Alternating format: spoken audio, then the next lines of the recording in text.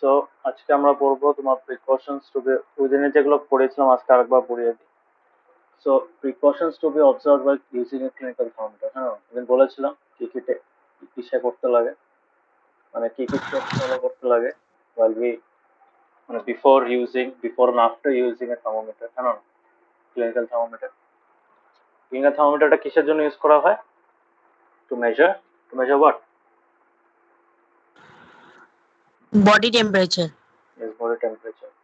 তো কি বলেছিলাম, স্পেশালি ওটাকে ওয়াশ করার কথা বলেছিলাম অ্যান্টিসেপটিক সলিউশন দিয়ে। কেন? অনেকে যদি আগের মানুষ তার কোনো, মানে কোনো জার্মস থেকে থাকে ওটার মধ্যে, বা থার্মোমিটার মধ্যে জার্মস লেগে আছে আগে ইউজ করার জন্য, তো ওটা চলে যায়। হ্যাঁ না, অ্যান্টিসেপটিক সলিউশন সাচ এস ডেটলের জল বা স্যাভলন ওয়াটার। হ্যাঁ না, ওটাতে Hmm. মার্কুরি লেভেলটা নিচে নামাতে লাগে 35 ডিগ্রি নিচে, to get proper accurate result. ঠিক আছে? তো এটা কেমনে নামানো হয়? By giving it a few jerks. জানো না? বুঝতে পারছো হ্যাঁ, কেমনে নামানো হয় মার্কিউরি লেভেলটাকে? টিল্ট করা ধরে। টিল্ট করে ধরে রাখলে হবে না, মার্কিউরি নিজের থেকে নামে না, ওটাকে ঝাঁকি দিতে লাগে। It has to be given a few jerks. জানো না? হুম। ঠিক আছে? তারপরে রিডিং কেমন নিতে লাগে? রিডিং নিতে লাগে এইভাবে, বাই লুকিং এট স্ট্রেট। ঠিক আছে, একটা স্ট্রেট দেখতে লাগে, প্লাস একটু ব্যাকাও করতে লাগতে পারে যাতে ওই লাইনটা ডার্ক কালার দেখা যায়, ব্ল্যাক কালার হতে পারে। ঠিক আছে? নাও coming to the fourth point, can, যখন থার্মোমিটার ইউজ করা হয় এটাকে কেয়ারের সাথে হ্যান্ডেল করতে লাগে, বিকজ খুব ডেলিকেট থাকে, কাচের থাকে, আর ওটার ভিতরে যেই জিনিসটা আছে যেটার জন্য আমরা রিডিংটা দেখতে পারি, that is toxic, which is mercury. হ্যাঁ না? তো কাচটা ভেঙে গেলেও খারাপ হতে পারে, প্লাস মার্কিউরিটা যদি স্কিনের মধ্যে পড়ে, মানে মানে স্কিনের মধ্যে অনেক রকমের ডিজিজেস বা কোনো র্যাশেস হতে পারে। ঠিক আছে? It's not good for the skin. Understood? হ্যাঁ। আর বাল্বের সময় কোনো সময় ধরতে লাগে না, বাল্বটা মানে এই যে উপরের পার্টটা, এখানে কোনো সময় ধরতে লাগে না। Always you should hold it, hold the thermometer using the body. ঠিক আছে? বডিটাতে ধরতে লাগে সবসময়। ক্লিয়ার? এখন আমরা পড়বো, বুঝতে পেরেছো এটা? হ্যাঁ। সো রিডিং কেমনে নেয়? রিডিং দেখবে, রিডিং দেখার সময় আমি যদি একটা এনলার্জ ফর্ম দেখি ক্লিনিক্যাল থার্মোমিটারের, থার্মোমিটার স্কেল, যদি আমি স্কেলটা দেখি এখানে, যে তুমি যদি স্কেলটা দেখতে যাও তোমার দেখবে এই যে, দেখতে পাচ্ছ স্কেলটা? খুব সুন্দর ডায়াগ্রাম এটা। হ্যাঁ। ইমেজ, এটাকে সো এটা আছে,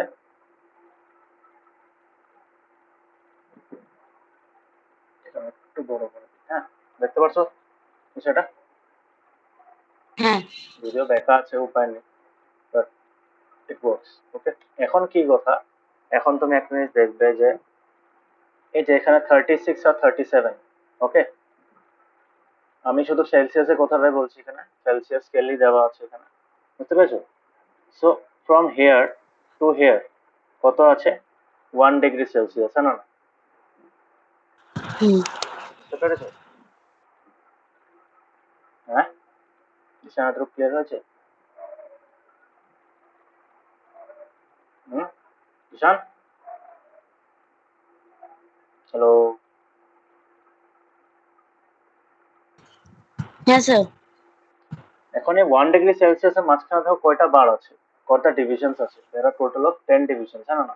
4টা, হুম। 5টা, 6টা, 7টা, 8টা, 9টা, 10টা, মানে এরা টোটাল 10 সেপারেশন। তো প্রত্যেকটা সেপারেশন কেমনে বার করবো আমরা? এইভাবে বার করি। 1 ডিগ্রি আছে না, কত, 1 ডিগ্রি সেলসিয়াস কত দিয়ে ডিভাইড করবো প্রত্যেকটার জন্য? 10 দিয়ে ডিভাইড করবো। সো কত পাবো? 0.1 ডিগ্রি সেলসিয়াস। না না, তার মানে হ্যাঁ। আমি যদি ভাবো আমার আমার টেম্পারেচারটা এখানে দেখাচ্ছে, এই যে এই পয়েন্টটাতে, এখানে কি আটকে গেল না? এই পয়েন্টটা কত হবে বলো তো? বিকজ দিস ইজ 38, এটা কত? 38। না না, হুম। 38, তো এটা কত হবে বলো? এই যেখানে আমার মার্কারটা দেখাচ্ছে কত হবে? বুঝতে পারছো কোনটার কথা বলছি আমি? ধরো এই যে রেড কালার যেটা মার্ক করছি আমরা, ব্ল্যাক কালার, এই পয়েন্টটা দেখতে পাচ্ছ স্ক্রিনে?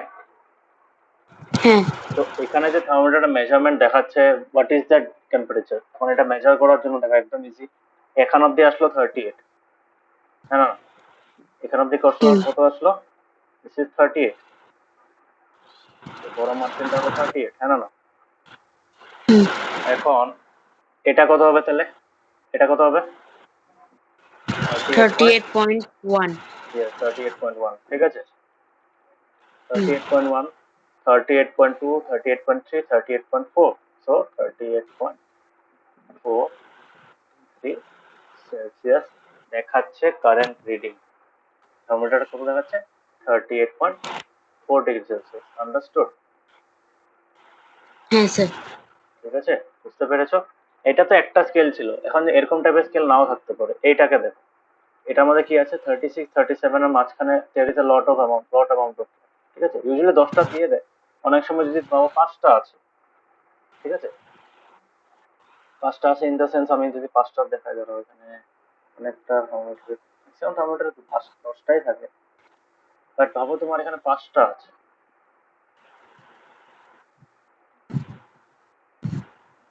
সব জায়গায় ক্লিনিক্যাল গুলো তো ম্যাক্সিমাম 10টাই থাকে, ইজি বা ক্যালকুলেট করতে। বাট আচ্ছা ভাবো আমি এখানে ড্র করে দেখাচ্ছি, ঠিক আছে। Suppose there is a thermometer where you are given markings like this, দেখবে, হ্যাঁ। তবে এটা 35, এটা 36, 37, 38, 38 39, 39 ঠিক আছে। হবে, আর দরকার নেই, থাকে না, 38 অব্দি থাকে। এখন কথা হলো তোমার এখানে যদি ভাবো 5টা করে আছে, 1, 2, বেশি ছোট হয়ে যাচ্ছে, 1, 2, 5টা না, 1, 2, 3, 4, suppose these are the divisions,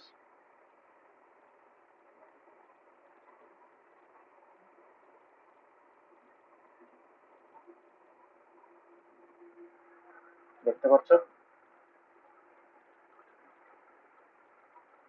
একটু বড় করে দিলাম, ঠিক আছে।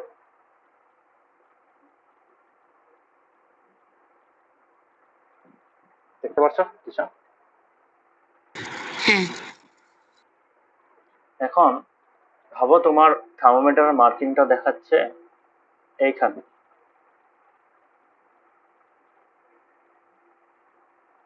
at this exact level, ওকে? বুঝতে পারলে? মার্কারের লেভেলটা এখানে দেখাচ্ছে, ওকে। এখন আমাকে বলবো এই এক্সাক্ট পজিশনটার মধ্যে what is the body temperature. আমি এটাকে মার্ক করি, এটা কোনখানে আসছে? মেজার করা কিন্তু খুব ইম্পর্টেন্ট, ঠিক আছে। এই দেখো এখানে আসছে, এখানে আসছে না? লেভেলটা আসছে, মার্কের লেভেলটা, ওকে। বুঝেছো কিষান? হ্যাঁ এখন আমাকে বলো এই টেম্পারেচারটা কত, বলতে পারবে? স্যার কোনটা?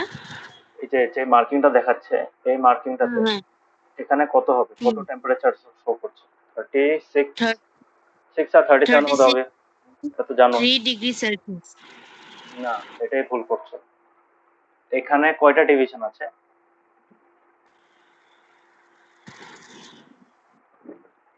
এটা দেখো 36 আর 37 আমাদের কয়টা ডিভিশন আছে?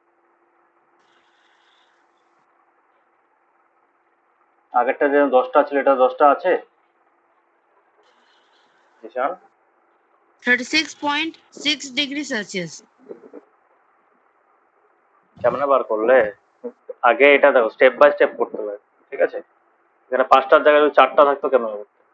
এই ডিফারেন্ট সিনারিওস গুলোর জন্য একটু মানে ডু দ্য ক্যালকুলেশন, ঠিক আছে। আমাদের স্কেলটা বার করতে হবে, প্রথম আমাদের টার্গেটটা হলো we have to find what each of these measurements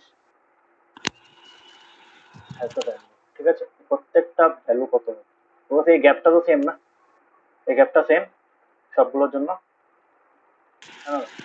তো ওই যে সেম গ্যাপটা আছে, ওই সেম গ্যাপটা স্মলার গ্যাপগুলো বার করতে হবে। কেমনে বার করবো? এখানে দেখো 36 আর 37 এর মাঝখানে দ্যাট ইজ 1 ডিগ্রি সেলসিয়াস, হ্যাঁ না? এটা আমরা জানি,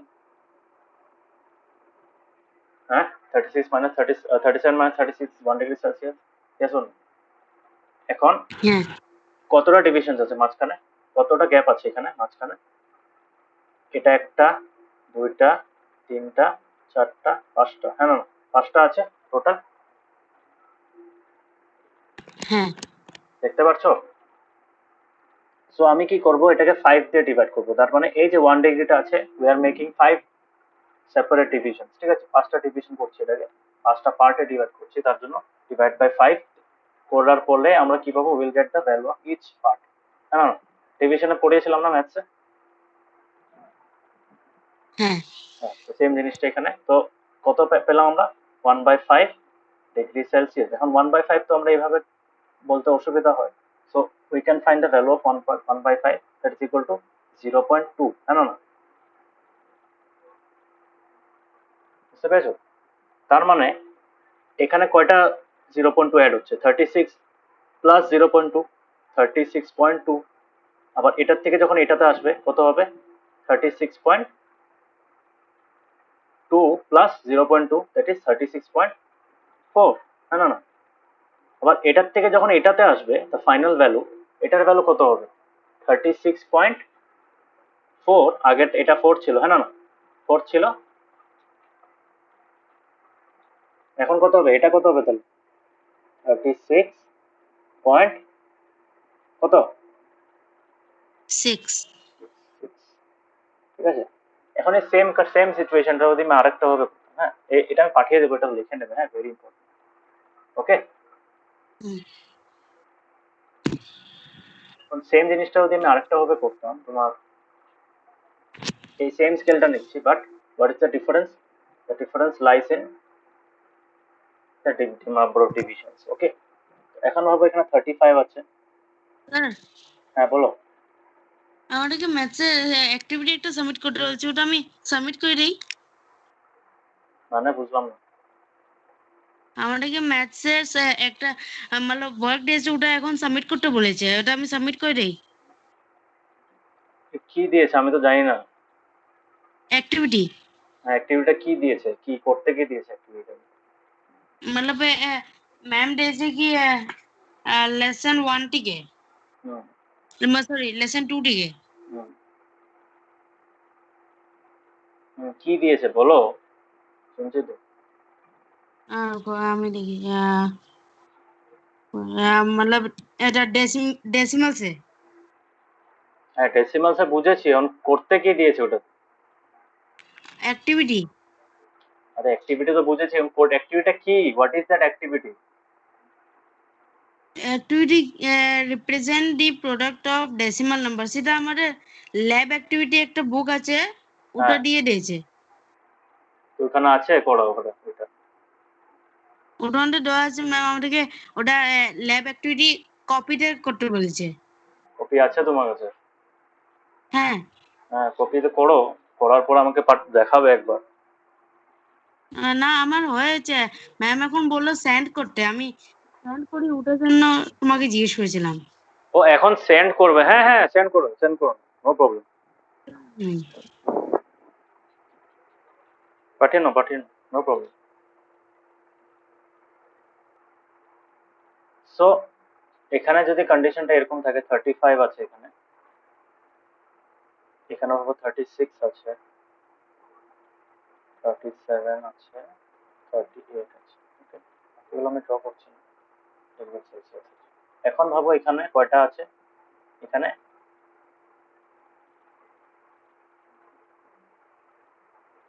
কয়টা করে গ্যাপ আছে? চারটা গ্যাপ আছে, হ্যাঁ।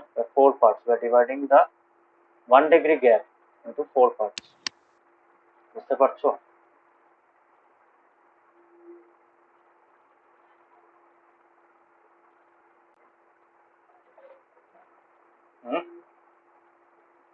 এখন তোমার হবো, তোমার এখানে দেখাচ্ছে মেজারমেন্টটা দেখাচ্ছে এখানে।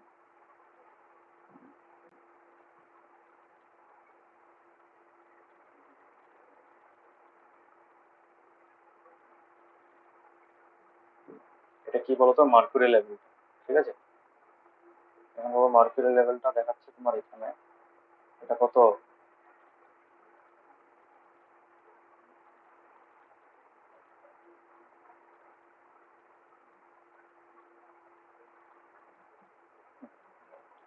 সো তোমার মার্কুরি লেভেলটা দেখাচ্ছে এখানে। ওকে, সো এটা আমাদের লেভেলটা হচ্ছে, দিস ইজ আওয়ার লেভেল। হ্যাঁ ঈশান, দেখতে পাচ্ছ?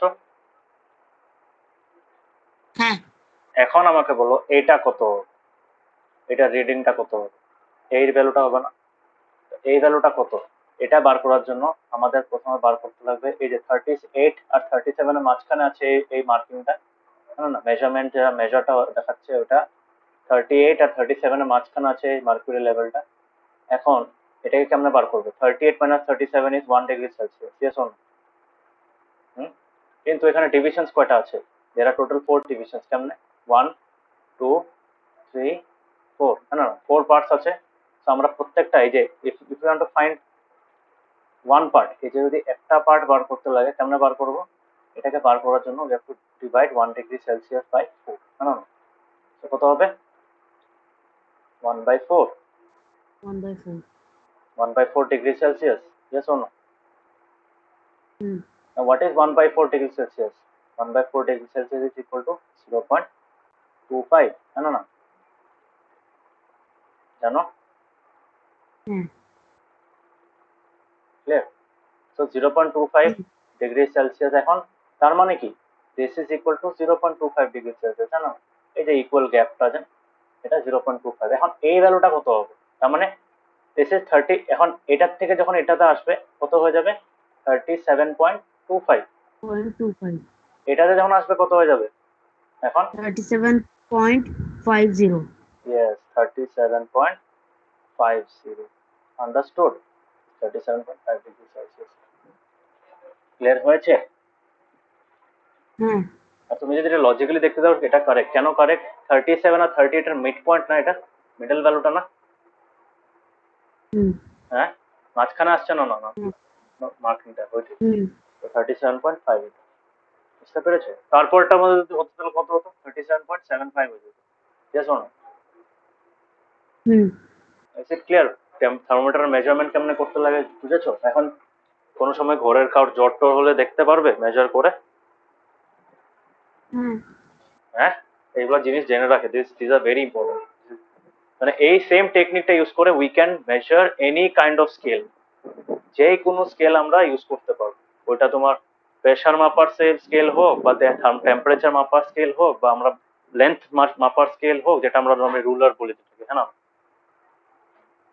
ওকে, বুঝতে পেরেছো? এটা আমি পাঠিয়ে দেবো, কপিতে একবার ড্র করে লিখে নেবে, ভেরি ইম্পর্টেন্ট, ক্যালকুলেশন গুলো বহুত important, ঠিক আছে? হুম কেন কেন 4 করছি, কেন 5 করছি, কেন 10 করছি? বিকজ ওই এক এক সিঙ্গেল ইউনিট ডিস্টেন্সটাকে কত পার্টসে ডিভাইড করি, তো ওই স্মলার গ্যাপ গুলো বার করতে আমাদের এরকম মেজারমেন্টসটা, মানে এরকম টাইপের ক্যালকুলেশন হেল্প করে। আন্ডারস্টুড? ভালো মতো বুঝেছো তো? পারবে এক্সামে দিলে? হ্যাঁ হ্যাঁ সিম্পল, কিচ্ছু না। তুমি যেটা বড় মার্কিং গুলো থাকবে ওই সিঙ্গেল ইউনিট ডিস্টেন্স বলো না এটাকে, ইউনিট গ্যাপটাকে, ইউনিট গ্যাপ মানে কি, যদি সেলসিয়াস থাকে 1 ডিগ্রি সেলসিয়াস থাকবে, যদি সেন্টিমিটার থাকে 1 সেন্টিমিটার থাকবে, হ্যাঁ। হুম,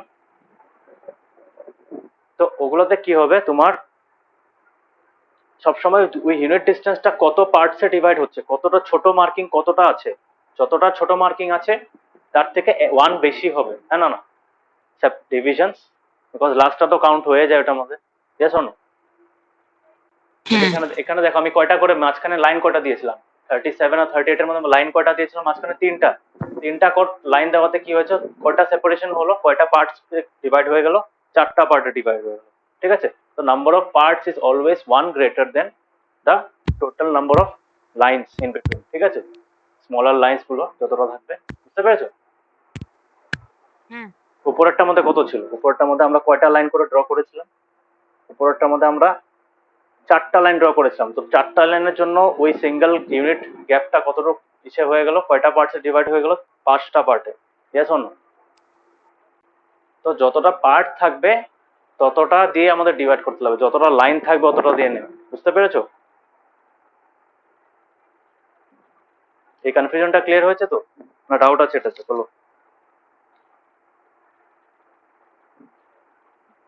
ঈশান, শুনতে পারছো? আওয়াজ আসছে না তো তোমার?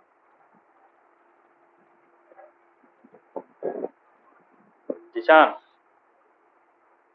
হ্যালো, তোমার আওয়াজ আসছে না তো, কিছু শুনতে পাচ্ছি না। তুমি কি বলছো? এখন আসছে? হ্যাঁ, এখন আসছে, এখন আসছে। তো এটা বুঝেছো? কনফিউশনটা ক্লিয়ার হয়েছে? হ্যাঁ।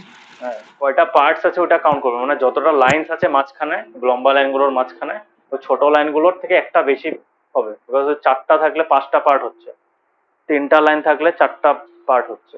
ওকে ওকে, ক্লিয়ার এটা? নেক্সট পার্টে মুভ করি। সো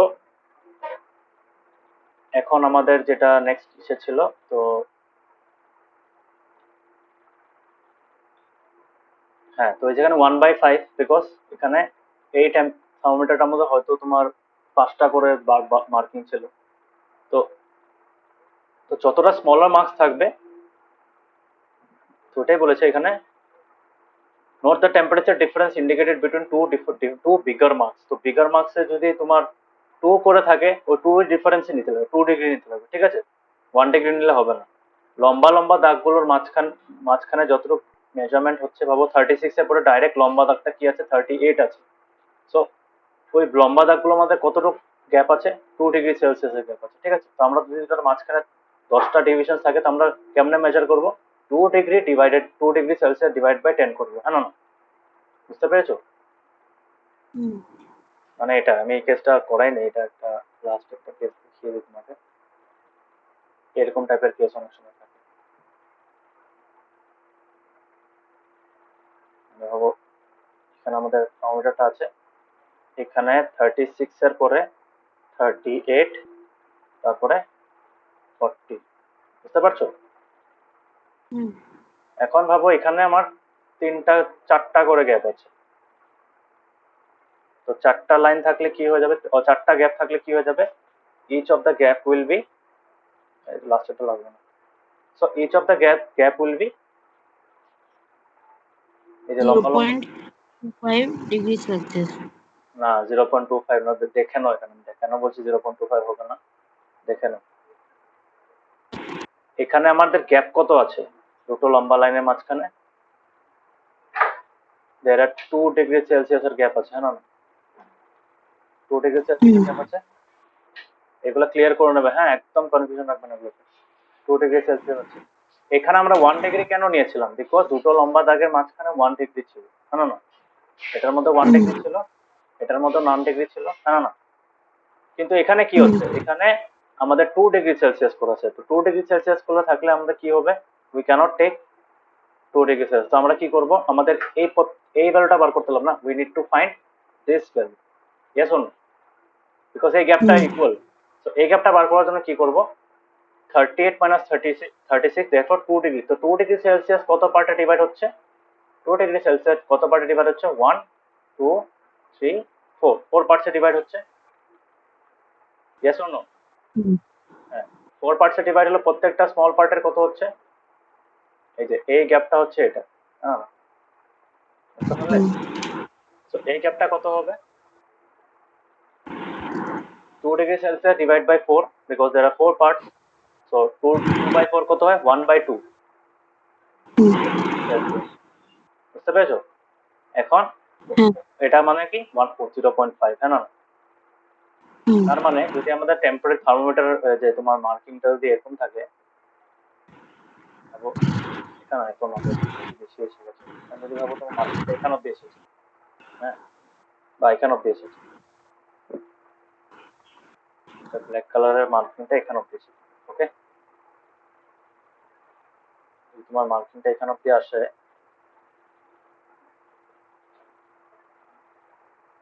তো আমাদের কোনখানে যে আটকাচ্ছে, এখানে আটকাচ্ছে, হ্যাঁ না? এই লেভেলে শোন, ঠিক আছে, বুঝতে পারলে? হ্যাঁ তো এখন বলো আমাকে, এখন এই টেম্পারেচারটা কত হবে? এখন ভেরি ইজি, বিকজ আমরা ওই ইন্ডিভিজুয়ালটা কমন স্মল গ্যাপ গুলো বার করে নিচ্ছি, স্মল গ্যাপটা, এই গ্যাপটা বার করে নিচ্ছি না, found this value, it is equal to 0.5, হ্যাঁ না? এটা কত? 0.5 degree Celsius, yes or no? এখন তার মানে কি, এটার থেকে আমরা কতটা দেবো? 0.5, এখান থেকে আবার 0.5, তারপর এখান থেকে 0.5, তার মানে কত হচ্ছে টোটাল? 38.5, 38.5 প্লাস 0.5 কত হচ্ছে? 40, 39 39, yes 39, তো 39 পয়েন্ট কত হবে? 39.5 হবে, 39.5 ঠিক আছে? তো এটা কত হচ্ছে? 39.5। 9.5 ওকে, বুঝতে পেরেছো কেমনে এসেছে? হ্যাঁ এই জিনিসগুলো বার করা বহুত ইম্পর্টেন্ট। যদি 2 ডিগ্রি করে থাকে তাহলে 1/2 হবে, ওকে? হুম এটা এখনই বলছে যে যদি 1 ডিগ্রি ডিফারেন্স থাকে, তো বিগার মার্কিংস এর মাঝখানে যদি 1 ডিগ্রি থাকে তো আমরা 1টা নিউমারেটর লিখব। যদি বিগার মার্কিংস এর মাঝখানে যদি 2 ডিগ্রি থাকে তো আমরা 2 ডিগ্রি নেব, ঠিক আছে? তারপরে ওই বড় মার্কিং এর মাঝখানে কয়টা ইসে আছে, কি বলে, কয়টা ডিভিশনস আছে, ওই ডিভিশনস গুলোকে কাউন্ট করে ওই ডিভিশন নাম্বার অফ ডিভিশনসটা আমরা ডিনোমিনেটরে বসাবো to find the value of each division. বুঝতে পেরেছো? পারবে হ্যাঁ এখন? এখন ক্লিয়ার হয়েছে? অনেকগুলো কেস দেখালাম কিন্তু, হুম এনি কেস, ওকে? হুম সবসময় গ্যাপটা মেজার করবে, লম্বা লম্বা দাগগুলোর মাঝখানে কতটুকু গ্যাপ আছে, কতটুকু ডিফারেন্স আছে, ওইটা বার করবে প্রথমে, তারপরে ওইটাকে যত পারছে, ঠিক আছে, এই টেকনিক ইউজ করে যে কোনো স্কেল ইউজ করতে পারবে, যে কোনো স্কেল মেজারমেন্ট মানে রিডিং নিতে পারবে, ওকে? হুম মানে এই সেম লজিকটা তোমার অন্য রকমের থার্মোমিটারও কাজ করবে, অ্যালকোহল থার্মোমিটারও কাজ করবে, প্লাস তোমার যদি ইসে থাকে, ভাবো তোমার ওই যে বলেছিলাম যে প্রেশার মাপার মেশিন, যে হুম ওটাতেও কাজ করবে, সেম টেকনিক দিয়ে ওখানেও তুমি রিডিং বার করতে পারবে, প্লাস তোমার কোনো যদি ইসে কোনো স্কেল ইউজ করছো তো ওইটাতে ইউজ করতে পারবে, ওকে? তারপরে কোনো যে কোনো ভাবো কন্টেনার আছে, রেশন দোকানে গেছো কোনো সময়, গালামাল দোকানে, হ্যাঁ ওখানে দেখবে অনেক সময় কেরোসিনও দেয়, হ্যাঁ না? কেরোসিনের দেখবে একটা হোয়াইট একটা সিলভার কালারের একটা কন্টেনার থাকে, ওটার মধ্যে মার্কিং দেওয়া থাকে, তো ওইটাও মেজার করার জন্য এরকম আছে, বুঝতে পেরেছো? হুম ওটা হ্যাঁ ভিতর দিকে থাকে, অনেক কন্টেনারের ভিতর দিকে এরকম স্কেল একটা ড্র করা থাকে, ওই স্কেলটা দেখে তুমি বলতে পারবে কতটুকু ভলিউম আছে, বুঝতে পারো না? কতটুকু লিটার বা কত এমএল এর লিকুইডটা আছে ওটা মেজার করা যায়, ওকে? তো ওইখানেও এই সেম টেকনিকটা ইউজ করে you can find the measurement, okay? হ্যাঁ মানে স্কেল রিডিং, যে কোনো স্কেল হোক, স্কেল রিডিং এর মেইন ফান্ডাটা এটাই, ক্লিয়ার? হ্যাঁ ডাউট আছে এটাতে?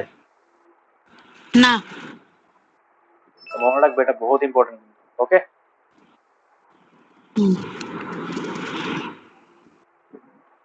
সো নেক্সট হলো তোমার, তো এটা আমরা রিডিং তো এইভাবে নিলাম, এইভাবে আমরা একটা স্মল ডিভিশন বার করলাম, তারপর আমরা কি করে ওই যে থার্মোমিটারটা মেজার করার জন্য ওইটা আমরা ঢাকিয়ে তারপর ওটাকে আমরা মেজার করি। আর 35 ডিগ্রির নিচে কেন বলে? বিকজ 35 ডিগ্রির নিচে নর্মাল হিউম্যান বডির টেম্পারেচার যায় না, ঠিক আছে? তার মানে 35-এর থেকে উপরে যাবে, তোমার বডি নর্মালি বসালেও 35-এর উপরে যাবে, ইয়েস অর নো? হুম মানে 35 is the lowest temperature that the human body can cope, ঠিক আছে? ওটাও একদম খুব মানে রেয়ার কেস, ওটাকে হাইপোথার্মিয়া বলে, ঠিক আছে? এই যেখানে দিয়েছিলাম, হুম এখানে কয়েকটা রেঞ্জ আছে, তোমাকে দেখাই। হাইপোথার্মিয়া ছিল, ইয়েস, হাইপোথার্মিয়া, দেখছো? তার মানে আমাদের এই হ্যাঁ যে এভারেজ যেটা এই যে আছে, হ্যাঁ এটা দেখতে পাচ্ছ স্কেলটা?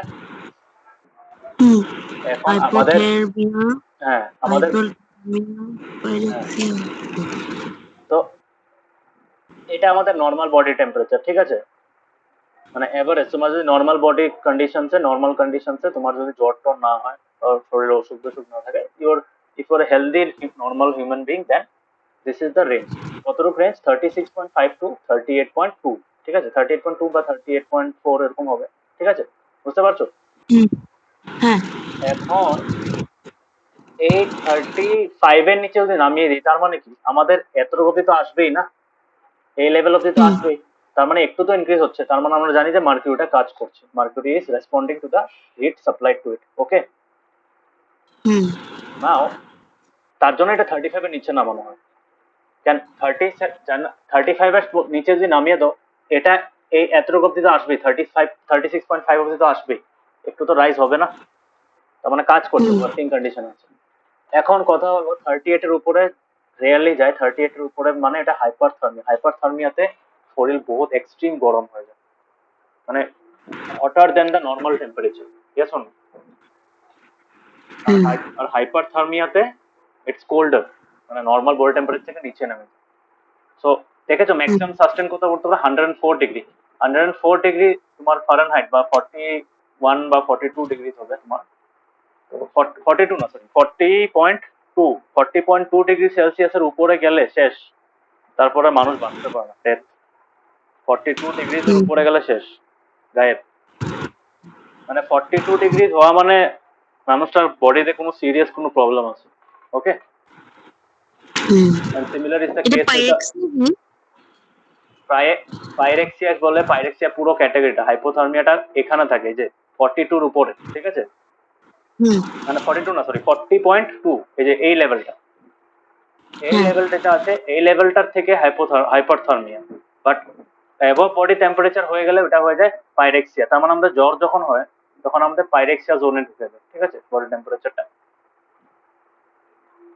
বুঝতে পেরেছো? কিন্তু হাইপারথার্মিয়াটা খুব রেয়ার, মানে এটা মানে খুব ক্রিটিক্যাল কন্ডিশনসে হয়, মানে ভাবো কোনো পেশেন্টের একদম এক্সট্রিম বডিতে খুব ডেঞ্জারাস একটা ব্যাপার হয়েছে, তখন ওরকম কন্ডিশন হবে, and that is very bad for the body. বুঝতে পেরেছো? মানে এরকম temperature can reach up to the brain and can cause severe damage. বুঝতে পেরেছো? হ্যাঁ ক্লিয়ার হয়েছে এটা? হুম এগুলো দেখবে, এগুলো খুব ইম্পর্টেন্ট।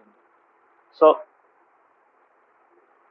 তারপর আমরা 35 এর নিচে আনলাম, 35 এর নিচে আনার পরে কি করবো? We will place a bulb for contact with our skin, ঠিক আছে? আমাদের টাঙ্গের নিচে রাখতে পারি বা আমাদের আর্মপিটের নিচে রাখতে পারি, যেখানে হাওয়া মানে অন্য কন্ট্যাক্টেও আসে না, মানে হাওয়া কি, হাওয়া যদি লাগে কি হতে পারে?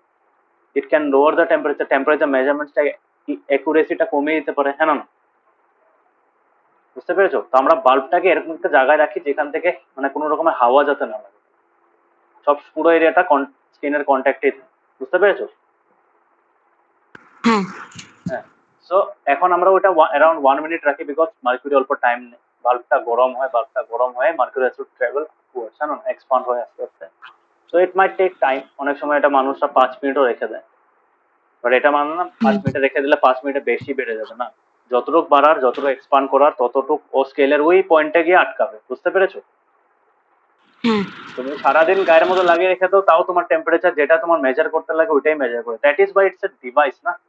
মেজারমেন্ট ডিভাইস সবসময় কি করে? মেজারমেন্ট ডিভাইস সবসময় রিডিংটা অ্যাকুরেটলি দেয়। বুঝতে পেরেছো? হুম সো তখন আমরা তারপরে ওই থার্মোমিটারটা বার করার পরে কি করে আমরা ওটা রিডিং নিই, রিডিং নেওয়ার পরে আমরা ওটা ক্যালকুলেট করি। তো ক্যালকুলেট কেমনে করি? Using this kind of technique, হ্যাঁ না? ক্যালকুলেশনটা হয় এই ফর্ম্যাটে। ওকে, হুম বুঝতে পেরেছো? তো এই ফর্ম্যাটে ক্যালকুলেশনটা হয়, যেটা প্রথম ডায়াগ্রাম।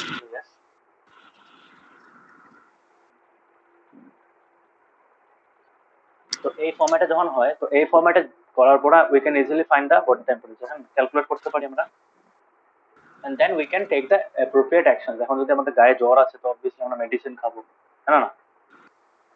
হুম তো অ্যাপ্রোপ্রিয়েট মেজারমেন্টস আমরা বা অ্যাপ্রোপ্রিয়েট আমরা সেভাবে, তোমার 100-এর উপরে জ্বর এসেছে, 100-এর উপরে মানে 100 ডিগ্রি ফারেনহাইট, হ্যাঁ না?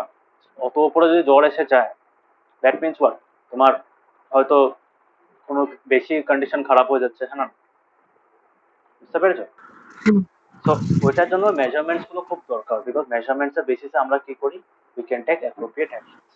ওকে, সো আমাদের বডি নর্মাল টেম্পারেচারটা should be around 37 degree Celsius, around মানে প্লাস মাইনাস অল্প ভ্যালু থাকে, এক্স্যাক্টলি নাও হতে পারে, বাট 37 এর around। দেখালাম না কত থাকে, 36.4 বা 36.5 এর থেকে 38.2। ওকে, ক্লিয়ার? হ্যাঁ এখানে এটা দিয়েছে, এটা দরকার নেই আমার। সো ক্লিনিক্যাল থার্মোমিটার আমরা দেখলাম, ক্লিনিক্যাল থার্মোমিটারটা একটা রেঞ্জ থাকে, that range is suitable for measurement of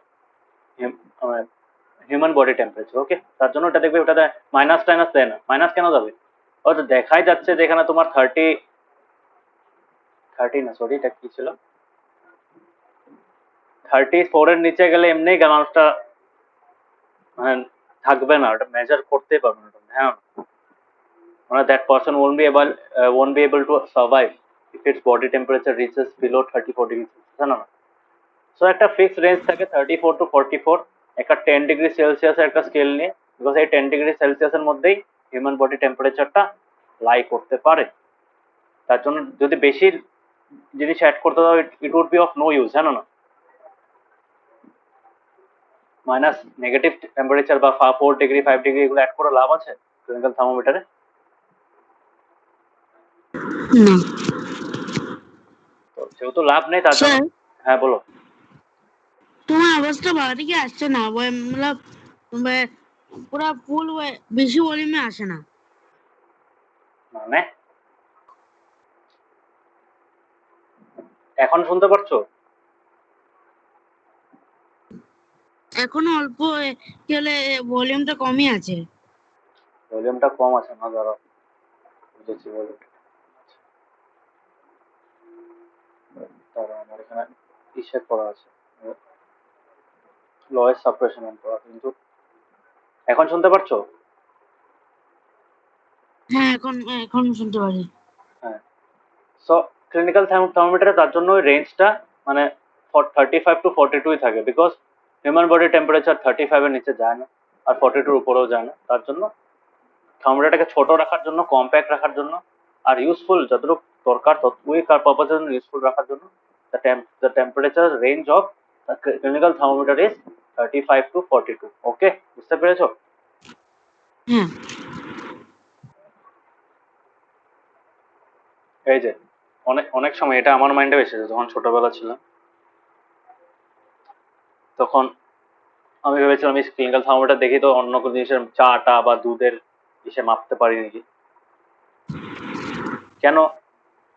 এটা it's not a good idea, because দেখো তুমি যখন ক্লিনিক্যাল থার্মোমিটার ইউজ করছো, ক্লিনিক্যাল থার্মোমিটারটা দেখবে একটা সার্টেন টেম্পারেচারের মধ্যে গিয়ে আটকে যায়, হ্যাঁ না? কত থেকে আটকাচ্ছে? 42 থেকে আটকাচ্ছে, হ্যাঁ না? দেখতে পেরেছো? 42 থেকে আটকে যাচ্ছে না?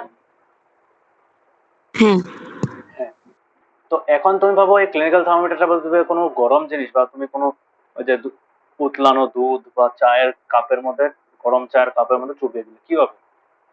মার্কিউরিটা পুরো রাইজ করে একদম টপে চলে যাবে, তাই না? হ্যাঁ টপে যাওয়ার পরে কি হতে পারে, যেই রাস্তাটা আছে ওই রাস্তাটা তো শেষ, তখন কি করবে? মার্কিউরিতে এক্সপ্যান্ড হতেই আছে না, জিরো টেম্পারেচার, ফেটে যেতে পারে, হুম বাল্বটা ফেটে যেতে পারে, বুঝতে পেরেছো? হ্যাঁ তার জন্য it's not a very good idea to put the clinical thermometer, মানে use the clinical thermometer for measuring temperature of substances other than the human body, মানে হিউম্যান বডি ছাড়া অন্য কোনো জিনিসের টেম্পারেচার ইউজ করার জন্য মানে কাজে লাগাতে লাগে না। কেন? যদি লাগানো হয় তাহলে ইট মাইট ব্রেক। তার জন্য সূর্যের আলোর সামনে রাখতে হবে, সূর্যের আলো তো গরম থাকে, 65-70 ডিগ্রি সেলসিয়াস পৌঁছে যায়, তাই না? হ্যাঁ তো এটাই বলেছে, do not use a clinical thermometer for measuring the temperature of any object other than the human body. Also avoid keeping the thermometer in sun or near the flame.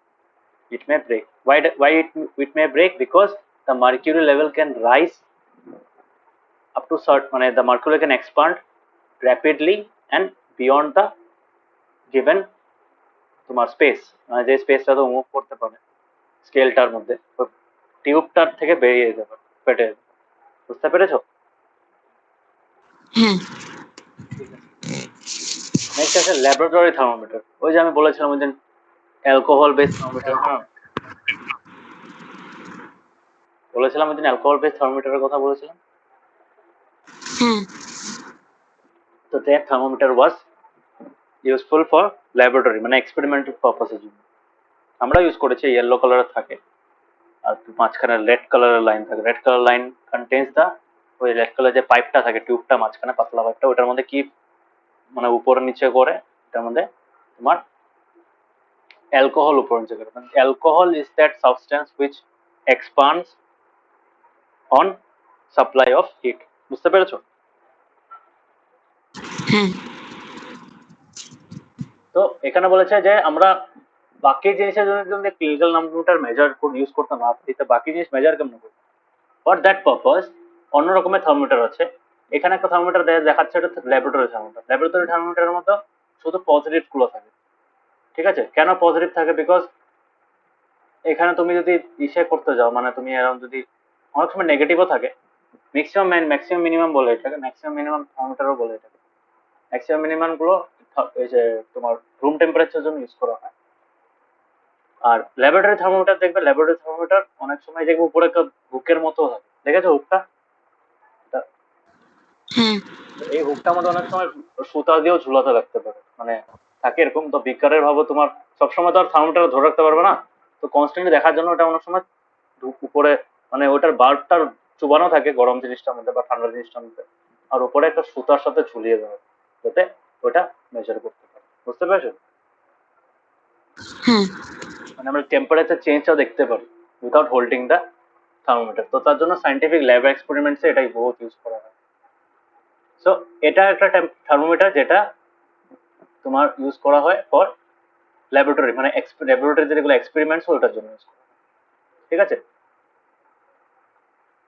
তো এই যে ম্যাক্সিমাম মিনিমাম থার্মোমিটার যেটা বলেছিলাম ওটা কিসের জন্য use করা হয়? রুম টেম্পারেচার, হ্যাঁ না ওয়েদার রিপোর্ট বা ওয়েদার স্টেশনে এগুলো থার্মোমিটার ইউজ করে।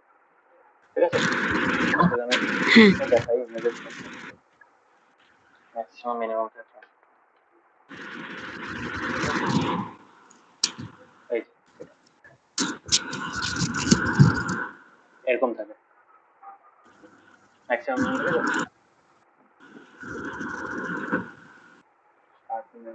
এটা এটা হলো ম্যাক্সিমাম মিনিমাম। ম্যাক্সিমাম মিনিমামটা কি করতে পারে? মিনিমামও মাপতে পারে, ম্যাক্সিমাম মাপতে পারে, হ্যাঁ। ম্যাক্সিমামটা মাপে প্লাস মাইনাসে, এটাও মেজারমেন্ট করা আলাদা টেকনিক আছে। মানে এই দুটো মেজারমেন্টেই ইউজ করে, মানে দুটো ইউজ করে you can calculate the daily temperature. বুঝতে পেরেছো? মানে এখানে অ্যাকচুয়ালি দুটো দুটো থার্মোমিটার আছে, দুটো থার্মোমিটার মধ্যে আলাদা আলাদা রিডিং দেখায়। এখন দুটো থার্মোমিটার এইভাবে বানানো হয়েছে যে তুমি যদি ভ্যালুস গুলোকে প্লাস মাইনাস করো you will get the daily temperature. বুঝতে পেরেছো? এটা মেইনলি তোমার কিসের জন্য ইউজ করা হয়? সারাউন্ডিং এনভায়রনমেন্টাল টেম্পারেচারটা মেজার করা হয়। Okay, this is the maximum minimum temperature. ওকে,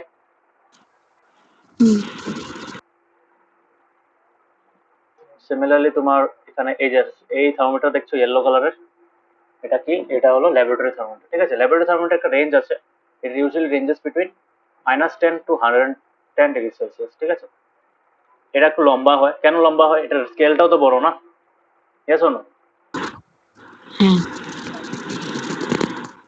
তো এখানে ডিভিশনস কিন্তু অলমোস্ট সেমই থাকে বা অনেক সময় ছোটও থাকে।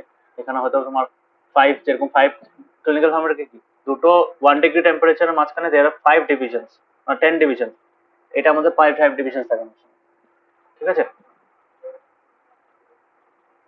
তো এটা কি করে? এটা দিয়ে আমরা ওই যে চা, গরম চা, দুধ এগুলোর আমরা মেজার করতে পারি। ওকে, বুঝতে পেরেছো? এটা ফাটবে না। কেন ফাটবে না? ওই অ্যালকোহল ট্রাভেল করার জায়গা আছে না ওখানে, ইয়েস না? ক্লিনিক্যালে ছিল, ক্লিনিক্যাল থার্মোমিটারে যে মার্কিউরিটা থাকে ওইটা মেজার করতে পারে, কিন্তু মেজার করার জন্য উপরে যেন যাবে রাস্তা থাকে না বলে ওটা ফেটে যায়। কিন্তু এখানে তো রাস্তা আছে না, আর রাস্তা থাকার জন্য কি হচ্ছে? রাস্তা থাকার জন্য এখানে তোমার থার্মোমিটারটা ব্রেক হয়। এখানে that thermometer can measure up to 110 degrees Celsius and it can go up to -10 degrees Celsius, মানে -10 থেকে স্টার্ট হয়, ঠিক আছে? এটা ঝাঁকড়াতে লাগে না, এটা একটা স্পেশাল জিনিস, ঝাঁকড়াতে লাগে না। তুমি ভাবো গরম চায়ের মধ্যে রাখলে ওটা 100 বা 85-90 ডিগ্রি সেলসিয়াস দেখাবে, চায়ের থেকে বার করে দাও, রুমের যে টেম্পারেচার থাকবে ওইটা দেখাবে। বুঝতে পেরেছো? হ্যাঁ মানে এটা ঝাঁকানোর দরকার পড়ে না। মার্কুরি যেরকম একটা জায়গায় গিয়ে আটকে যায়, ওটা এটা আটকায় না, এটা মানে অ্যালকোহলটা পাতলা থাকে না, সো ওটা ফট করে নেমে যেতে পারে। ওকে, হুম বুঝতে পেরেছো? হ্যাঁ ঠিক আছে। So this is another kind of thermometer, এটা আমাদের ল্যাবরেটরিতে আমরাও ইউজ করেছিলাম, তোমরাও ইউজ করবে ল্যাব এক্সপেরিমেন্টের মধ্যে। সো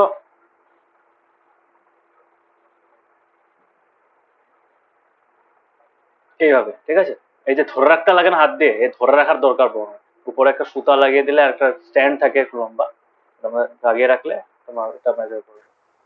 মানে you can see the change in temperature without holding the thermometer. হ্যাঁ, হুম ঠিক আছে? তো এটা এই বহুত কাজে আসে। এখানে একটা অ্যাক্টিভিটি দিয়েছে, take some tap water in a beaker or a mug, dip the thermometer in water so that bulb is immersed in the water but does not touch the bottom or sides of the container. Hold the thermometer vertically, observe the movement of mercury in the thermometer, wait till the, এটা tap water নিতে পারবে, tap water measure করতে পারবে, tap water measure করা যায়, ঠিক আছে? Clinical thermometer দিয়ে ট্যাপ ওয়াটার মেজার করতে পারবে, হ্যাঁ না পারবে? হুম ট্যাপ ওয়াটার টেম্পারেচার কত হবে ম্যাক্স টু ম্যাক্স? এখন গরম দিন আছে, 35-36 ডিগ্রি সেলসিয়াস, তার থেকে বেশি তো গরম হবে না, হ্যাঁ না? তো এটা এটা এটা পসিবল, কিন্তু এই যে গরম জল একদম বয়েল হচ্ছে ওইটার মধ্যে থার্মোমিটার ডুবিয়ে দিলাম না, দ্যাট ইজ নট গুড, মানে ক্লিনিক্যাল থার্মোমিটার। ওকে, তো ওটা বলেছে তখন ওখানে যদি ইচ্ছা করো কি দেখবে তুমি, যদি মার্কুরিটা কি হয়, মার্কুরিটা একটা পরে ফিক্সড হয়ে যায় না, বুঝতে পেরেছো? সো থাকবে হুম মার্কুরিটা উপরের দিকে যাচ্ছে, তুমি যখন ট্যাপ ওয়াটার লাগাবে দেখবে মার্কুরিটা উপরের দিকে যাবে। ওকে, তুমি যদি ঝাঁকড়িয়ে ঝাঁকড়িয়ে একদম নিচে নামিয়ে দাও, এটা 24 ডিগ্রিতে নামিয়ে দাও, তখন কি হবে তোমার, এটা দেখবে you can see the mercury rising upwards. হ্যাঁ না? কেন রাইজ করছে? হুম বিকজ এটা হিট পাচ্ছে। এটা কোথা থেকে পাচ্ছে? বাল্বের মধ্যে সেটা মেটালিক কন্ট্যাক্টটা থাকে, ঠিক আছে? এই পার্টটা কি থাকে, এই পার্টটা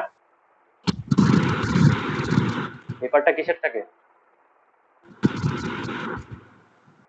কিসের থাকে এটা, দেখতে পাচ্ছ জান, দেখতে পাচ্ছ? হ্যালো, হ্যালো দেখতে পাচ্ছ? হ্যাঁ তো এই যে নিচে আমার অ্যারোটা যেখানে আছে, কার্সারটা যেখানে আছে, ওই হুম ওই ওই পোর্শনটা কিসের বানানো থাকে? মেটালের বানানো থাকে না? হুম ইউজুয়ালি অ্যালুমিনিয়ামের থাকে বা স্টেনলেস স্টিলের থাকে। এটা কি করতে পারে, এটা কন্ডাক্ট করতে পারে। তো হিটটা কন্ডাক্ট করে কি করে, ওই হিটটা বাল্বের ভেতরে যে কেমিক্যালটা থাকে বা যে সাবস্টেন্সটা থাকে, লিকুইডটা থাকে, ওই লিকুইডটার মধ্যে হিট অ্যাবজর্ব করার ওই লিকুইডটা এক্সপান্ড করে। ওকে, যেই সেই লিকুইড দিলে হবে না, ওইভাবে লিকুইড গুলো সিলেক্ট করা হয়, মার্কুরি সিলেক্ট করা হয়, যেগুলো পারপাসে মার্কুরি ইউজ করা হয়, যেগুলোতে র্যাপিড চেঞ্জ লাগে ওটাতে অ্যালকোহল ইউজ করা হয়, ঠিক আছে? বুঝতে পেরেছো? ওরা হিটটা পেয়ে কি করে, শুনতে পাচ্ছ না আমার ভয়েসটা? হ্যাঁ স্যার হ্যাঁ, তো ওই যে লিকুইডটা কি করে, লিকুইডটা এই যে যে তোমার মেটালিক কন্ট্যাক্টটা থেকে হিটটা পেয়ে কি করে, ইট ক্যান রাইজ আপ, না না না। ওকে,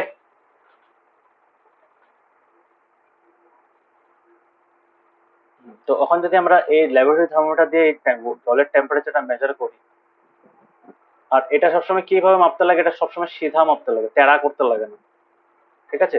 আর বাল্বটা যাতে সারাউন্ডিং এ না আসে, এখানেও দেখবে জলের ভিতরে চুপিয়েছে, জলের উপরে খালি টাচ করে রাখেনি কেন? বাল্বটা পুরো চুবানো থাকলে কি হবে, বাল্বটা প্রপার মেজারমেন্ট করতে হবে, বিকজ বাল্বটা তো পুরো জল দিয়ে ইসে করা, এখানে তো কোনো এক্সট্রা হাওয়া টাওয়া নেই, হ্যাঁ না? বুঝতে পেরেছো? বিকজ যদি যদি Yes, অন্য sir.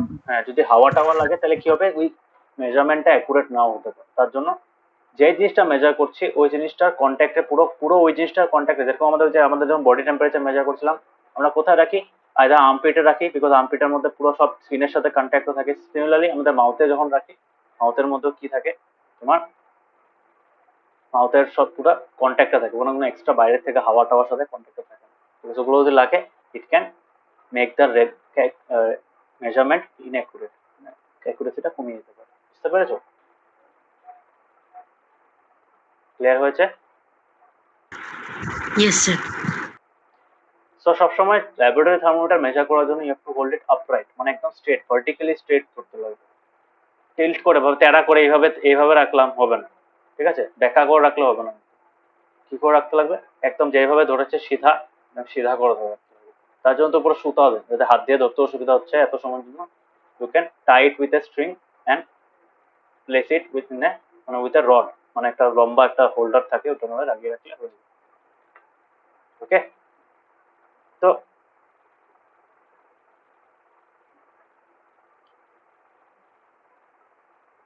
এইভাবে ক্লিনিক্যাল ল্যাবরেটরি থার্মোমিটার ইউজ করো। ওকে,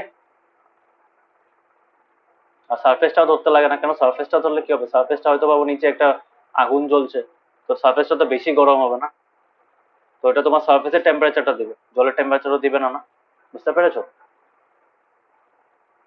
বাবু তুমি ফ্রিজের জল বিকারের মধ্যে ঢেলে ফ্রিজের জলটা গরম করছো নিচে একটা বার্নার লাগিয়ে, এখন তুমি যদি জলের মধ্যে রাখো দেখবে জলের টেম্পারেচারটা আস্তে আস্তে বাড়ছে, মানে it is around 5 degree 6 degree, হ্যাঁ না? কিন্তু তুমি যদি বিকারের নিচের সারফেসটার মধ্যে লাগিয়ে দাও এই যে বাল্বটাকে, তখন কি হবে, ইট উইল মেজার তোমার 50 ডিগ্রি 60 ডিগ্রি, হ্যাঁ না? জলের টেম্পারেচার মেজার করছে না। বুঝতে পেরেছো? এই যে লাস্ট লাইনটা এটাই বলেছে, তার মানে বাল্বটা সবসময় যে সাবস্টেন্সটার টেম্পারেচার বার করছে ওটা দিয়ে সারাউন্ড করা থাকতে হবে।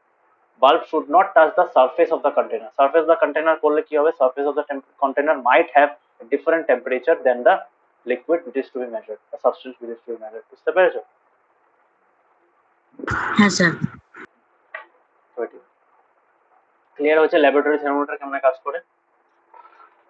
হ্যাঁ। এটাতে আমরা কি দেখলাম যে এটা ক্লিনিক্যাল থার্মোমিটার কেমন ডিফারেন্ট, ক্লিনিক্যাল থার্মোমিটার থেকে এটাতে যেটা যেই জিনিসটা মুভ করে, যেই সাবস্টেন্সটা ইউজ করছে এক্সপান্ড করছে ওইটা আলাদা, ক্লিনিক্যালের মধ্যে মার্কিউরি ছিল, এটার মধ্যে অ্যালকোহল ইউজ করা হয়। তারপর একটা জিনিস দেখেছি, এটার রেঞ্জটা বেশি, হ্যাঁ না? Yes or no? রেঞ্জটা বেশি কেন? বিকজ এটা আমরা মানে ল্যাবরেটরি মানে সাইন্টিফিক পারপাসে এটা ইউজ করে আমরা গরম উতলানো জলও মেজার করতে পারি, বা একদম তোমার বরফের জলও মেজার করতে পারি। তো আলাদা পারপাসের জন্য, তার জন্য এটা যেহেতু এটা লং, মানে যেগুলো জিনিস মেজার করা হয় এই থার্মোমিটার দিয়ে, ওটার যেহেতু ভ্যারাইটি বহুত আছে, তার জন্য স্কেলটাও অনেক বড় আছে। ওকে, ক্লিয়ার? হ্যাঁ স্যার। ঠিক আছে, নাও কামিং টু দা, এখানে এটা দিয়েছে এগুলো পড়বে, হ্যাঁ অ্যাক্টিভিটি গুলো খুব ইম্পর্টেন্ট। ওকে, এখন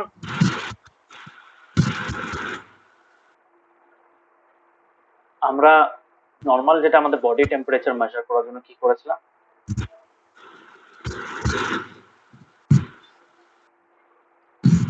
আমাদের বডি টেম্পারেচার মেজার করার জন্য আমরা কি করেছিলাম, আমরা আমাদের থার্মোমিটার ক্লিনিক্যাল থার্মোমিটারটা আমরা মুখে রেখেছিলাম রিডিং করার জন্য, হ্যাঁ না? তো বডি টেম্পারেচারের জন্য কিন্তু অ্যালকোহল থার্মোমিটারটা নট প্রপার। কেন প্রপার না? বিকজ ওটা র্যাপিড চেঞ্জ হয়ে যায়, মানে র্যাপিডলি চেঞ্জ হয়ে যায়, হ্যাঁ না? ভাবো তুমি মুখের থেকে বার করার সাথে সাথে গেল রিডিংটা নাই হয়ে গেল, কেন নাই হয়ে গেল? তোমার ওই টেম্পারেচার বাল্বটা পাচ্ছে না, ফটাফট নেমে গেল, হ্যাঁ না? আমাদের কি লাগে, আমরা একটা টেম্পারেচারে এসে ফিক্সড হয়ে যেতে লাগে, ইয়েস না? তো ক্লিনিক্যাল থার্মোমিটারের মধ্যে এরকম ভাবে একটা জিনিস লাগানো আছে যেটার জন্য কি হয়, মার্কিউরিটা নিচে নামতে পারে না, আদারওয়াইজ কিন্তু মার্কিউরি নিচে নেমে যায়, জাস্ট লাইক অ্যালকোহল। ঠিক আছে, যখনই তুমি মুখের থেকে বার করলে দেখবে মার্কিউরিটা ফিক্সড হয়ে থাকে ক্লিনিক্যালে, দেখেছো না? যাতে ডক্টরসও দেখতে পারে, পেশেন্টকে দেখাতে পারে, অন্য কাউকে দেখাতে পারে, হ্যাঁ না? বুঝতে পেরেছো? এটা কেন হয়, এটার জন্য একটা জিনিস আছে লাগানো যেটা ল্যাবরেটরি থার্মোমিটারে থাকে না, এটা দরকার না, ল্যাবরেটরি থার্মোমিটার থাকলে অসুবিধাই হবে, পরে দেখবে ল্যাবরেটরি থার্মোমিটার ঝাঁকড়াতে হবে। সো মার্কিউরিটা নেমে কেন যায় না, এটা একটা প্রশ্ন, না না না,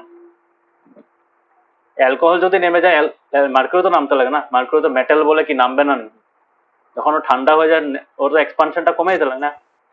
ইয়েস শোনো, হ্যাঁ এটা কেন কমে না? Because of a special kind of structure, মানে একটা যেভাবে একটা মেকানিজম দিয়ে একটা বানানো হয়েছে থার্মোমিটারটা, ক্লিনিক্যাল থার্মোমিটার। ক্লিনিক্যাল থার্মোমিটারে একটা জিনিস লাগানো থাকে, ওটাকে বলা হয় কিঙ্ক। কি বলা হয়? এটা কিঙ্ক। দেখেছো? এটা দেখেছো কোন সময় থার্মোমিটারে? না। আচ্ছা দেখবে, কোন সময় যদি থার্মোমিটার দেখো দেখবে কিঙ্ক একটা থাকে। কিঙ্ক কি থাকে? কিঙ্কটা কি করে? মার্কিউরিটাকে বাড়তে দেয়, কিন্তু বাড়ার পরে নিজের থেকে কমতে দেয় না, মানে ওটার ভলিউমটা ফিক্স করে দেয়। বুঝতে পেরেছো? হুম। মানে নামতে দেয় না, মানে ব্যাকওয়ার্ড যেতে দেয় না, ব্যাকওয়ার্ড মানে বাল্বের দিকে যেতে দেয় না, ওয়ান ডাইরেকশনে ফ্লো করতে দেয় শুধু। বুঝতে পেরেছো? তার জন্য কি হয়, হ্যাঁ। আমরা যখন ঝাঁকড়াই, ঝাঁকানোর জন্য কি হয়, এই কিংটার থ্রু দিয়ে মার্কুরিটা পুশ হয়ে যায়। বুঝতে পেরেছো? হুম। তো এটাই তো এখানে যে বলেছে না, এটাকে ইম্পর্টেন্ট এক্সাম আসতে পারে কিন্তু। Why does the mercury does not fall or rise in a clinical thermometer when we take out of the mouth? Take out the mouth কি, ওটা নেক্সট মেজারমেন্ট করা অব্দিও সেম থাকে, হ্যাঁ না? ভাবো তুমি ওটাকে 1 মাস পরে মেজার করছো, আগের মানুষের যে মেজারমেন্টটা ছিল ওটা তো তখনও দেখাচ্ছে না 1 মাস পরেও। হুম। এটা কেন দেখাচ্ছে? Because of this kink. বাল্বের সামনে একটা কিঙ্ক থাকে, kink only allows mercury to rise. ঠিক আছে? ওটা মার্কিউরি লেভেলটা রাইজ করতে পারে, মানে বাড়তে পারে, কমতে পারে না। কমা মানে কি, আবার বাল্বের দিকে যাওয়া, বাল্বের দিকে যেতে পারে না, নর্মালি যেতে পারে, নিজের থেকে যেতে পারে না। ওটাকে ম্যানুয়াল এফর্ট দিয়ে, ম্যানুয়াল ফোর্স ইউজ করে ওটাকে বাল্বে পাঠাতে লাগে। বুঝতে পেরেছো? দিস ইজ হ্যাঁ। ক্লিয়ার? কিঙ্কের কাজ কি বুঝেছো? ঈশান, কিঙ্কের কাজ বুঝেছো? হ্যাঁ। এটা এক্সামে আসতে পারে কিন্তু, এই কোশ্চেনটা অ্যাজ ইট ইজ দিয়ে দেবে। Why does the mercury does not fall or rise in a clinical thermometer when taken out of the mouth? এটা একদম ডাইরেক্ট। ওকে, হুম। তো এটা ছিল আমাদের ক্লিনিক্যাল থার্মোমিটার। এই কিংটা তুমি কিন্তু ল্যাবরেটরি থার্মোমিটার দেখতে পারবে না। কেন? Laboratory thermometer has to measure rapid changes, হ্যাঁ না? বাড়াটাও দেখাতে লাগবে, কমাটাও দেখাতে লাগবে, হ্যাঁ না? হুম। ক্লিনিক্যাল থার্মোমিটার কমাটা দেখাতে লাগবে না, বাড়াটাকে দেখাতে লাগবে, হ্যাঁ হ্যাঁ। না? তার জন্য তো একটা সিঙ্গেল ডাইরেকশনাল ফ্লো ইউজ করার জন্য ক্লিনিক্যাল থার্মোমিটারে কিং থাকে, ল্যাবরেটরি থার্মোমিটারে কিং থাকে না। আন্ডারস্টুড? আচ্ছা বাবু, হ্যাঁ স্যার। ল্যাবরেটরি থার্মোমিটার তো এত লম্বা, ল্যাবরেটরি থার্মোমিটার যদি কিং থাকতো কি হতো? ল্যাবরেটরি থার্মোমিটার ঝাঁকাতে লাগতো না? ঝাঁকানোর সময় ভেঙে যেতে পারে, এত বড় না জিনিসটা। হুম। ওইটাই। ক্লিয়ার হয়েছে কনসেপ্ট গুলো? হ্যাঁ। বইটা পড়বে, হ্যাঁ চ্যাপ্টার পড়বে, চ্যাপ্টার না পড়লে কিন্তু পারবে না, কিন্তু বোর্ড টাফ হয়ে যাবে। Hmm. Okay, try to read the chapter and try to understand. কোন লাইন না বুঝলে আমাকে জিজ্ঞেস করবে, আমি বুঝিয়ে দেবো। ওকে। আজকাল ওকে স্যার। আজকাল কিন্তু আরেকটা জিনিস বেরিয়েছে, মানে মার্কিউরিটা দেখো, মার্কিউরি অনেক সময়, মানে মার্কিউরিটা ইজ টক্সিক, আমি বলেছিলাম হ্যাজার্ডাস ওটা।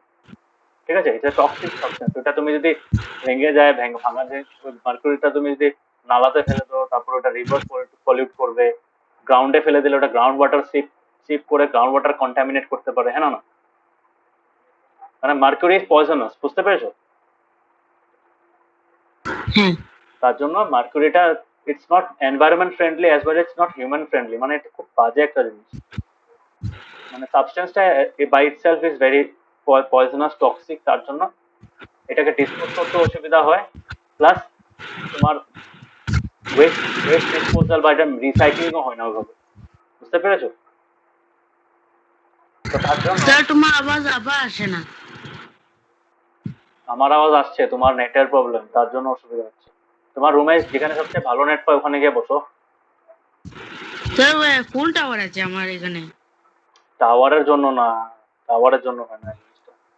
তোমার এরিয়াতে বেশি মানুষ ইউজ করলে তোমার নেটটা স্লো মারে। আমার তো নেটের প্রবলেম নেই, বিকজ আমার ফাইবার কানেকশন, আমার প্রবলেম। প্রবলেমটা তোমার এন্ডে হচ্ছে। বুঝতে পেরেছো? এখন শুনতে পারছো? ঈশান, এখন শুনতে পারছো? হ্যাঁ। হ্যাঁ। আমি বলছিলাম তো, যেহেতু মার্কিউরিটা এত it's not good for the environment, আর এটা ডিসপোজালও খুব ডিফিকাল্ট, তার জন্য কি করা হয়, মার্কিউরি কে অ্যাভয়েড করার জন্য আজকাল নতুন রকমের টেকনিক্স বেরিয়ে গেছে which can measure your temperature accurately, বুঝতে পেরেছো? সো আজকাল ডিজিটাল থার্মোমিটার পাওয়া যায়, দেখতে পাচ্ছ স্ক্রিনের মধ্যে ডিজিটাল থার্মোমিটার। হ্যাঁ ডিজিটাল থার্মোমিটারে কি থাকে, ডিজিটাল থার্মোমিটারে বাল্বের সাথে একটা হিট টেম্পারেচার সেন্সর লাগানো থাকে। ওই টেম্পারেচার সেন্সরটার থেকে মানে ডেটাটা পেয়ে ওটা ওই এলসিডি একটা স্ক্রিনের মধ্যে ডিসপ্লে হয়, বুঝতে পেরেছো? ওটা সেন্সরই বেস করে, এটার মধ্যে কোনো লিকুইড থাকে না যেটা বাড়ে কমে ওঠে না। এক্সাক্ট ভ্যালুটা তোমাকে মেজারমেন্টও করতে লাগবে না, যে কতটুকু স্কেল দেখতে লাগবে না, কিছু দেখতে লাগবে না, যত ডিগ্রি সেলসিয়াস হচ্ছে এক্সাক্ট ভ্যালু দেখিয়ে দেবে, বুঝতে পেরেছো? And it's quite accurate. তার জন্য আজকাল এগুলো একটু কস্টলি পড়ে, but it's quite helpful. Battery base সেটা, তো এখানে এটাকে ডিসপোজ করার ঝামেলা নাই, এটা লং লাস্টিং, অনেক বছর চলবে, বুঝতে পেরেছো? মানে it's a modern day alternative to clinical thermometer, বুঝতে পেরেছো? আর যেহেতু এটা সেন্সর বেস, এটাকে তুমি যদি চায়ের কাপ পর্যন্ত ডোবাও এটা ফাটবে না। ফাটবে কি? হ্যাঁ ফাটবে? জিশান ফাটবে নাকি এটা? না হ্যাঁ, কেন ফাটবে না? এটা তোমার ভাবো চায়ের কাপে তুমি চুবিয়ে বা একটা জল গরম করছো, জলের গরমে গ্যাসটাকে অফ করে জাস্ট আমরা চুবিয়ে দাও, it will show 110 degree, 100 degree, হ্যাঁ না, এরকম টেম্পারেচার দেখাবে। কিন্তু এই সেম জায়গায় যদি তুমি স্যার ক্লিনিক্যাল, হ্যাঁ বলো। এটা ডিজিটাল থার্মোমিটার রেঞ্জ কত হয়? ওইটাই তো বললাম, রেঞ্জ নেই না এটা।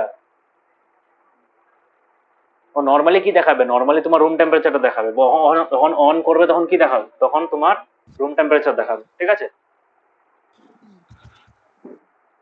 এখন তখন যদি তুমি এটা বরফ জলের মধ্যে চুপিয়ে দাও, ইট উইল শো -ডিগ্রি, হ্যাঁ না, 0 ডিগ্রি বা তোমার -1 ডিগ্রি এরকম দেখাবে, হ্যাঁ না।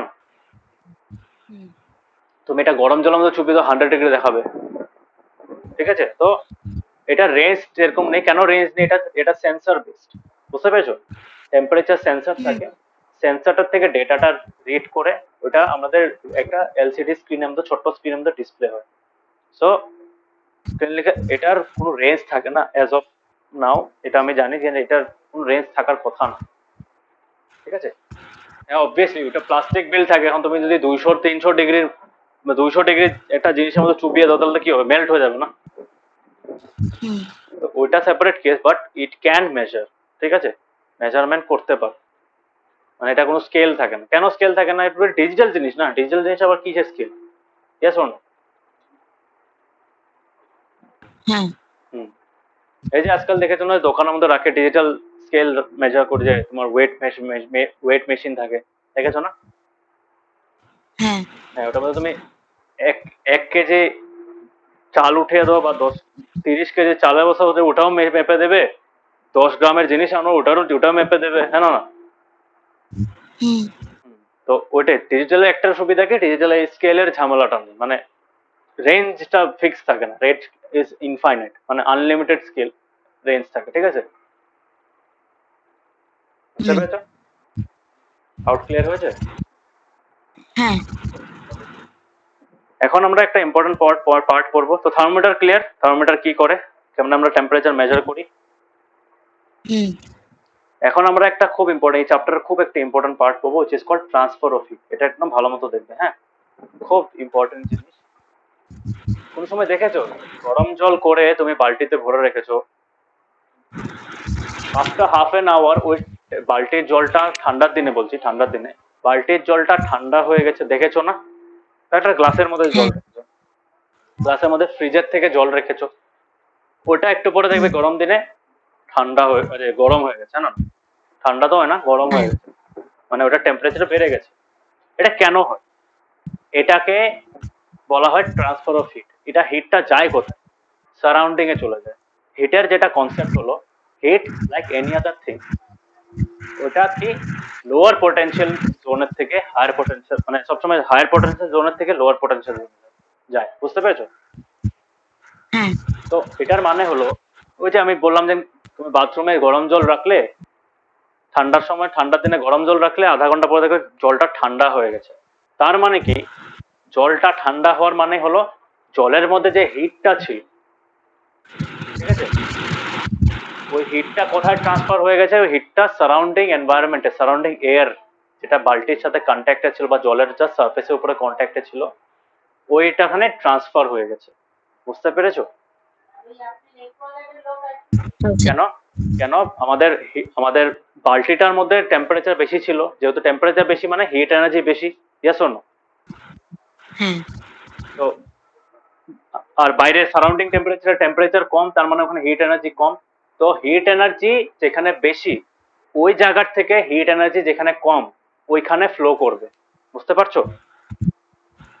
হ্যাঁ স্যার। সিমিলারলি গরম দিনে ভাবো একটা কোল্ড ড্রিঙ্কের বোতল বা একটা তোমার গ্লাসের মধ্যে ঠান্ডা জল রাখলে, ওইখানে কি হচ্ছে? ওই ঠান্ডা জলটা কেন গরম হয়ে যাচ্ছে? এখানে কি হচ্ছে? ট্রান্সফার অফ হিট কোনখান থেকে কোনখানে হচ্ছে? ট্রান্সফার অফ হিট হচ্ছে from environment to the water, হ্যাঁ না? কেন? জলের টেম্পারেচারটা কম, তার মানে ওটার মধ্যে হিট এনার্জি কম। বাইরের টেম্পারেচার বেশি, তার মানে বাইরের টেম্পারেচার তোমার ওখানে হিট বেশি, এনভায়রনমেন্টের মধ্যে হিটটা বেশি আছে। Yes or no? বুঝতে পারছো? সো হ্যাঁ। ওই ঠান্ডা জলের গ্লাসটা কেন গরম হয়ে যাচ্ছে? বিকজ এনভায়রনমেন্টের থেকে হিটটা ফ্লো করছে টু দ্য ওয়াটার। আর ঠান্ডার দিনে গরম জলের বালতিটার জল কেন ঠান্ডা হয়ে যাচ্ছে? বিকজ ওই গরম জলের থেকে হিটটা ট্রান্সফার হয়ে যাচ্ছে কোথায়? To the environment. Is it clear? Yes sir. So আমরা একটা জিনিস এখানে দেখলাম যে হিট সবসময়, heat as a form of energy always flows from higher potential. Higher potential মানে যেখানে বেশি আছে, যে জায়গায় বেশি আছে ওখান থেকে সবসময় যেখানে কম আছে ওটাতে ফ্লো করবে। বিকজ আমাদের নেচার, এগুলো ন্যাচারাল জিনিস না, এই যে ন্যাচারাল ফেনোমেনা, তো এটা তো মানুষ বানায় না। Yes or no? তো এই যে ফেনোমেনা গুলো আছে, এই ফেনোমেনা গুলো কি হচ্ছে তোমার নেচারে করে। কেন নেচার করে? Nature always tries to balance things out. ঠিক আছে? ভাবো আমি দুটো দুটো জলের ট্যাঙ্কি আছে, জলের ট্যাঙ্কি দুটোর মাঝখানে একটা পাইপ লাগিয়ে দিলাম। একটা জলের ট্যাঙ্কির মধ্যে পাইপটা একদম মাঝখানে লাগালাম, আমি তোমাকে ড্র করে দেন। ঠিক আছে? এই জিনিসটা মনে রাখবে, এটাকে বলে ইকুইলিব্রিয়াম। এটা আমরা তখন ফিজিক্স পড়েছিলাম ক্লাস 12-এ, তখন একটা চ্যাপ্টারই ছিল। এখানে ভাবো একটা বিকার আছে, বিকার অফ ওয়াটার। দেখতে পাচ্ছ? দিস বিকার এ আর this is beaker B. Okay, দেখতে পারলে? হ্যাঁ। এটাতে ভাবো জলের লেভেলটা এতটুকু। ঠিক আছে? আর এটাতে জলের লেভেল এতটুকু। ওকে, হ্যাঁ। এখন আমাকে বলো, আমি যদি একটা পাইপ লাগিয়ে দিই, সেম লেভেলে আছে, হ্যাঁ? এই দুটো সেম লেভেলে আছে, বাবা একই একই ফ্লোরের মধ্যে একই সাইজের সেম বিকার, খালি জলের লেভেল আলাদা। এখন যদি আমি দুটোকে কানেক্ট করি উইথ এ পাইপ, এখন তুমি আমাকে বলো ওয়াটারটা এই ডিরেকশনে ফ্লো করবে না? ফ্লো করবে না? হ্যাঁ। কতক্ষণ অব্দি ফ্লো করবে? যতক্ষণ অব্দি এই জলটা এই লেভেলে না এসে যায়, মানে যতক্ষণ অব্দি এই দুটো বিকারের মধ্যে জলের লেভেল সেম না হয়ে যায়, হ্যাঁ না? এটা এখান থেকে এখান অব্দি রাইজ করবে এই লেভেল অব্দি, এটা এখান থেকে এখান অব্দি ফল করে দেবে। Yes or no? কেন? এটাকে বলা হয় কি, এই যখন এই দুটো সেম লেভেল এসে যাবে তখন আমরা বলবো যে দুটোর মধ্যে জলের পোটেনশিয়াল সেম। বুঝতে পেরেছো? হ্যাঁ। তো এই সেম মেকানিজমটা আমাদের হিটের জন্য ইউজ করা হয়। যতক্ষণ অব্দি দুটো বডির টেম্পারেচার সেম না হয়ে যাচ্ছে, আমাদের নেচার কি করে? Nature tries to balance them out. ঠিক আছে? তার জন্য হিট এনার্জিটাকে ব্যালেন্স করার চেষ্টা করবে।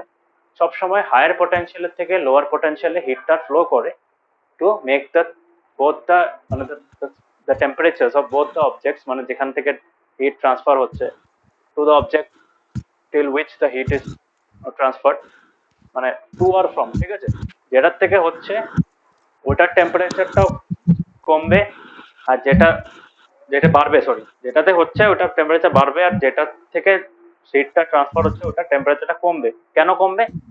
ব্যালেন্স করার জন্য। সেম কনসেপ্ট, কিন্তু এই জলের কনসেপ্টটাই হিটের জন্য ইউজ করা হয়, বুঝতে পেরেছো? হ্যাঁ। ক্লিয়ার হয়েছে?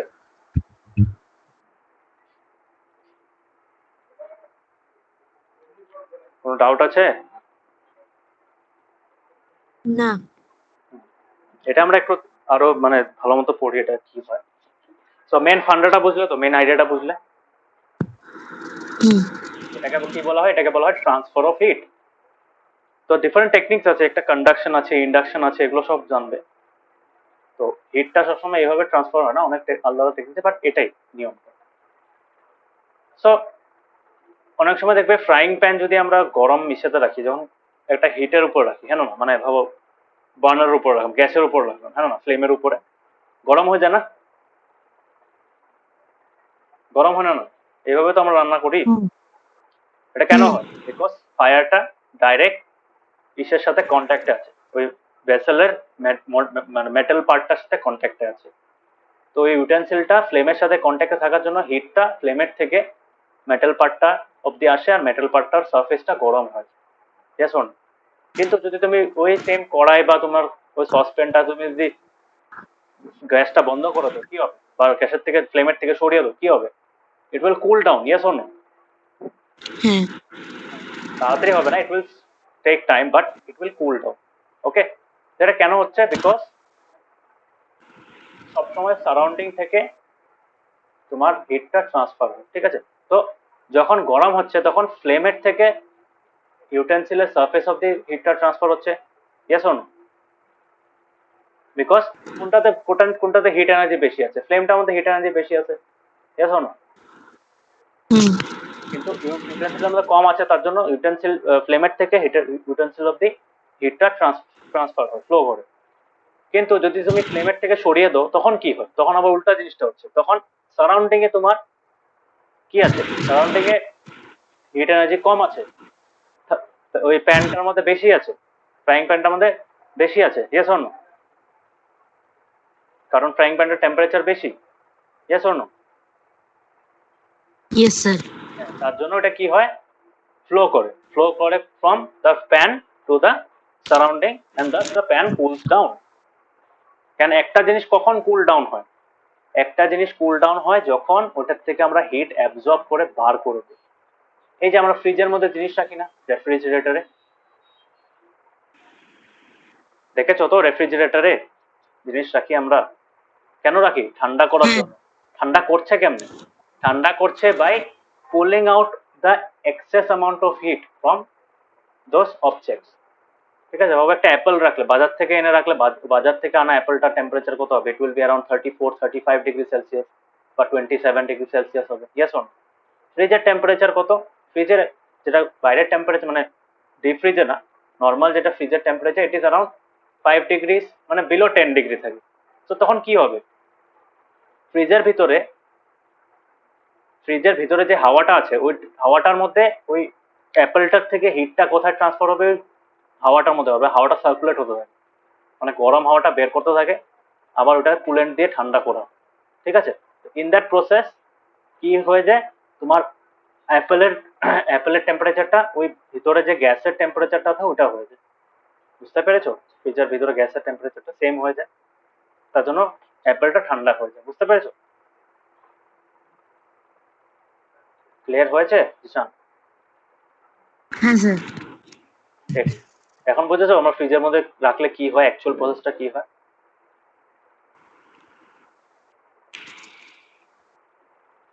বুঝতে পেরেছো? হ্যাঁ স্যার। তো আমরা এটাই দেখলাম যে heat flows from hotter object to cold object, এটা তো বুঝলাম। সবসময় হটার অবজেক্ট থেকে কোল্ডার অবজেক্টে হিট এনার্জি বেশি থাকে, কোল্ডার অবজেক্টে হিট এনার্জি কম থাকে।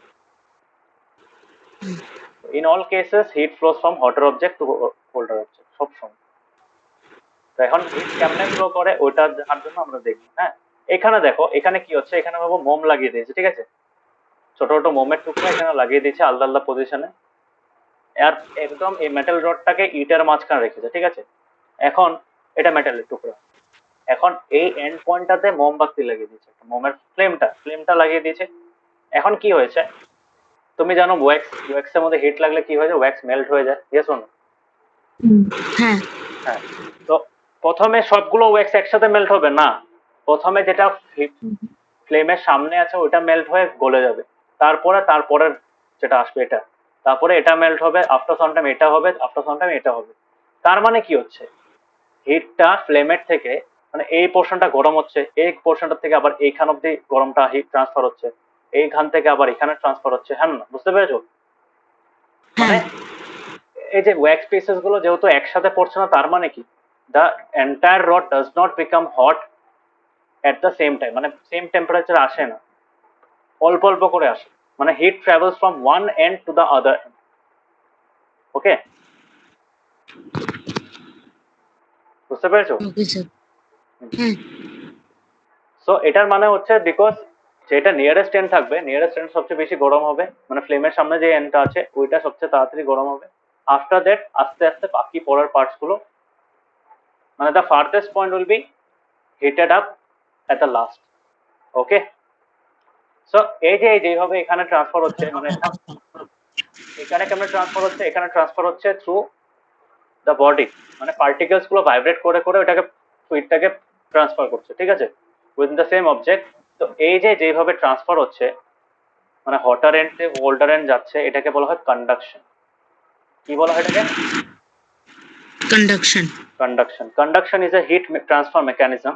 এই মেকানিজমে কি হয়, ওই অবজেক্টের মেটেরিয়ালটার পার্টিকেলস এর একটা সাইডের থেকে আরেকটা সাইডে হিটটা ট্রান্সফার হয়। যেরকম তোমার এখানে এক্সাম্পল আমি তোমাকে বলি যে আমাদের যে কিচেনের মধ্যে যেগুলো ইউটেন্সিলস থাকে, আমরা যেটা আমাদের খাওয়া বানাই, ক্রকারি যেটা, ওইখানে কি হয় তোমার, আমরা যখন ভাবো ক্রকারিটা মোটা থাকে না, it is a thick metal piece, জানো না, পাতলা তো থাকে না বেশি, মোটা থাকে।